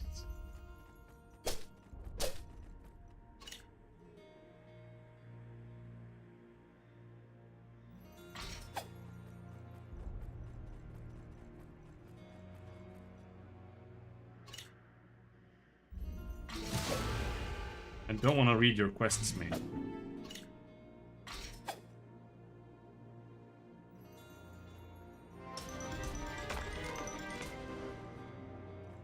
A power up or something?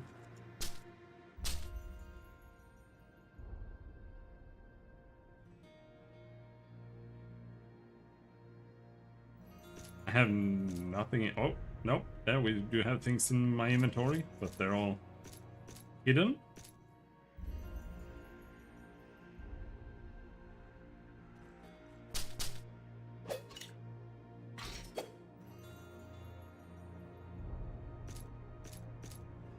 I gotta go through all of them.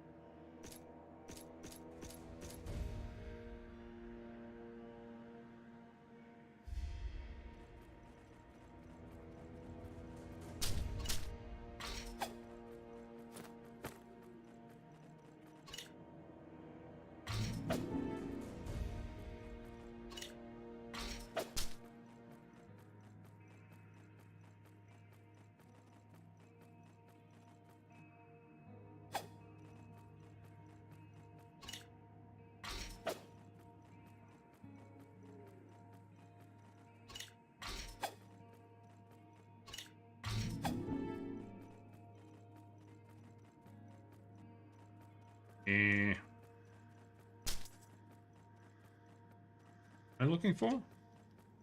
Dr. Tinkerdink.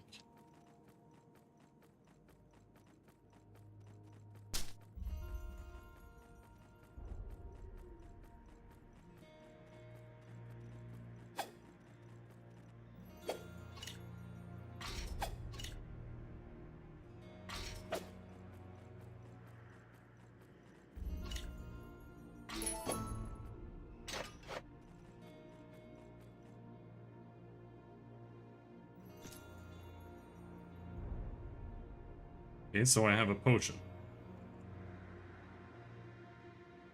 Do you use a potion?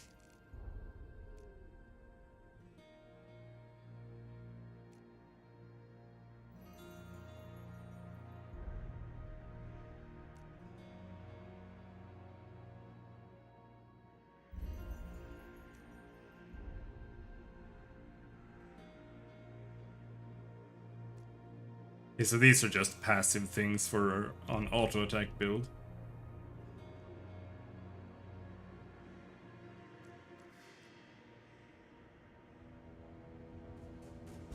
And this is active.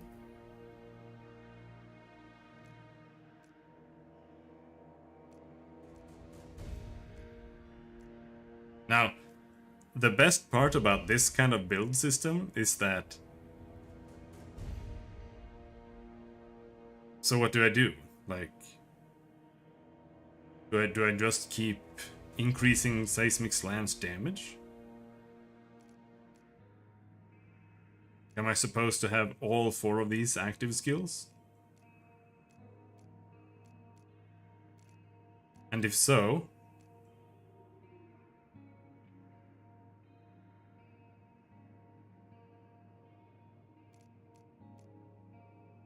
Oh.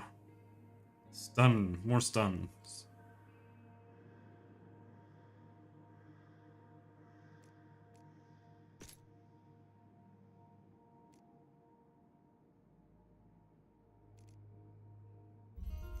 If this was Diablo, if this was Diablo 2 before the 1.10 patch, you would have to pick Seismic Slam level 1 and then wait until level 24 to get Throw. Get 1 point in that, then wait until level 36 to get Whirlwind, and then put 1 point in that, and then wait until Shockwave, level 48, until you can finally dump your points.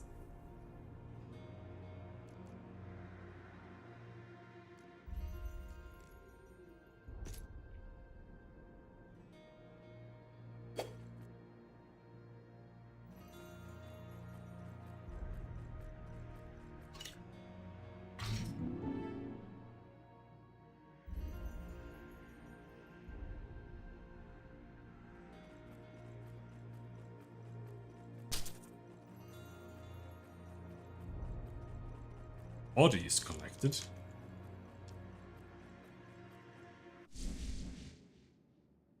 No prisoners, only corpses.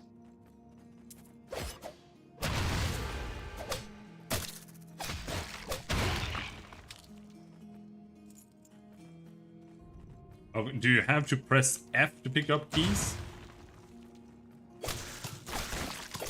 Kind of odd.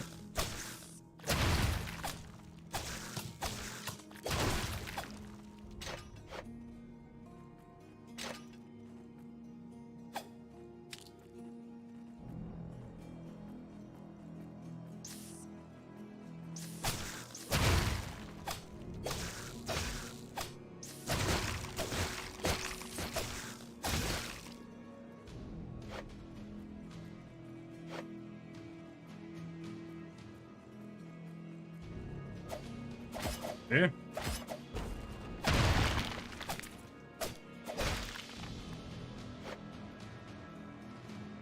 Okay, so quest items and keys you cannot pick up like you pick up every other item. You have to press F to pick those up.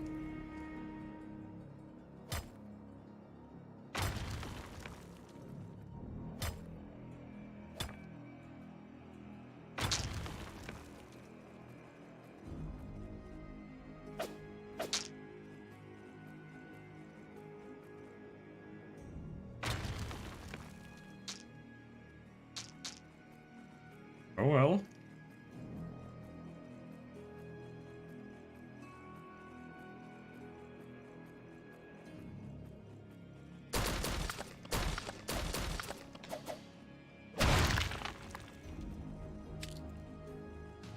The Rat Den, level 1. Sweet. Raid, pillage, conquer!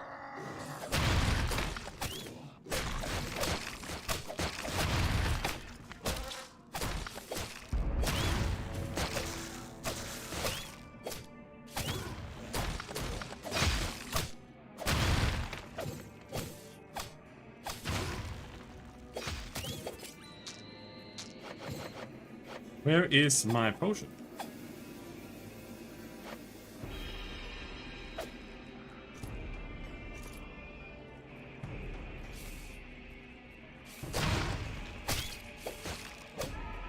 Oh yeah, you're supposed to attack 5 times before you attack, or you use a skill.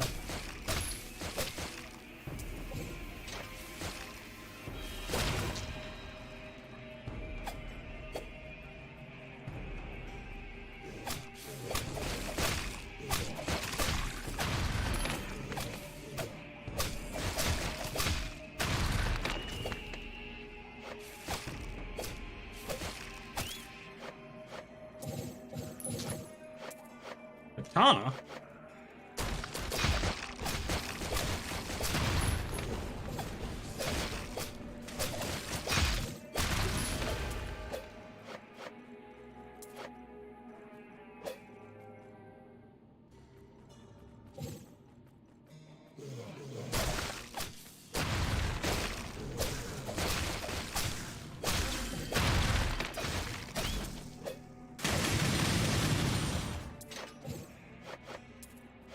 Well, the game seems to kind of work like a Diablo game.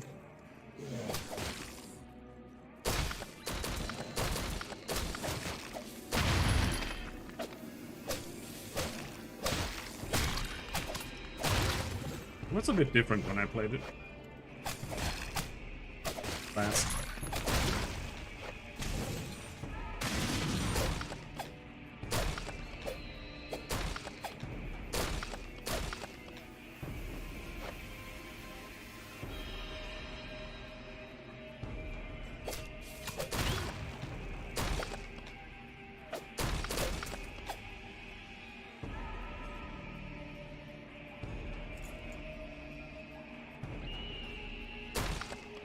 Yeah.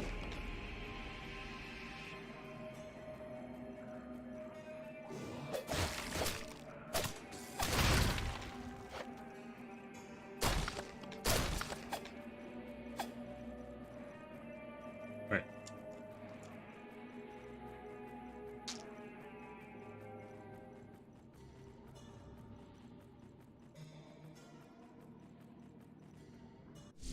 Two. Raid, pillage, conquer! You have to say that?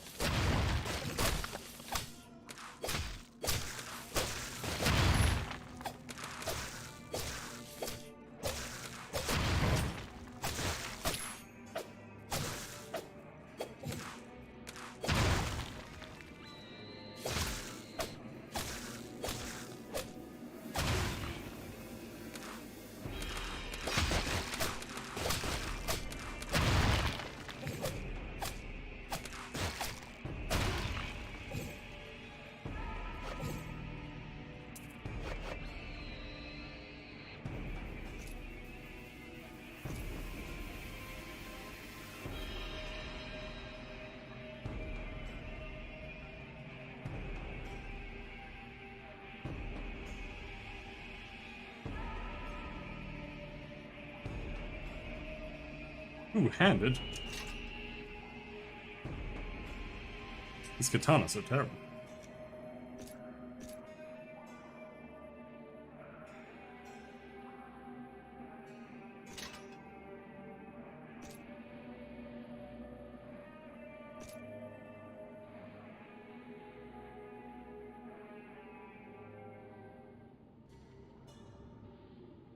Health regen, mana regen. How much health do I have?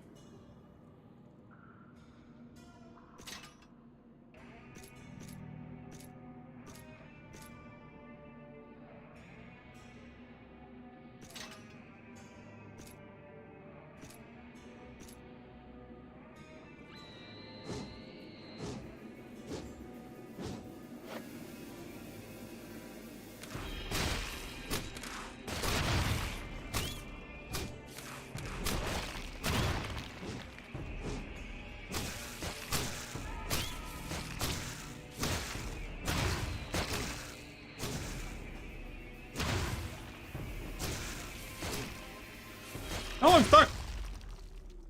Permanent death.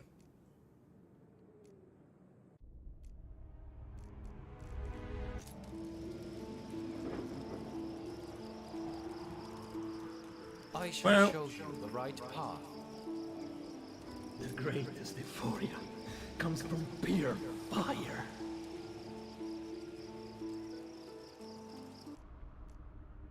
not a huge fan of the voice acting, but game could be okay.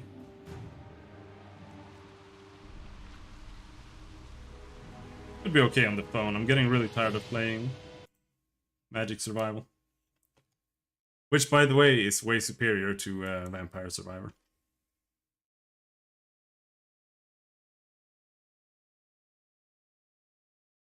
Except that it's only on phone.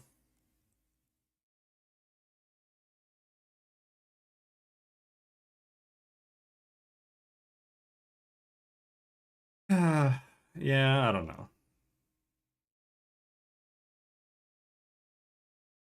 I think that's it for today. We'll see. Maybe Witcher tonight, after we finish eating pizza and watching a movie.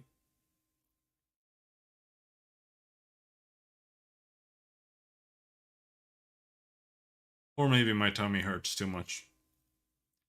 And I don't.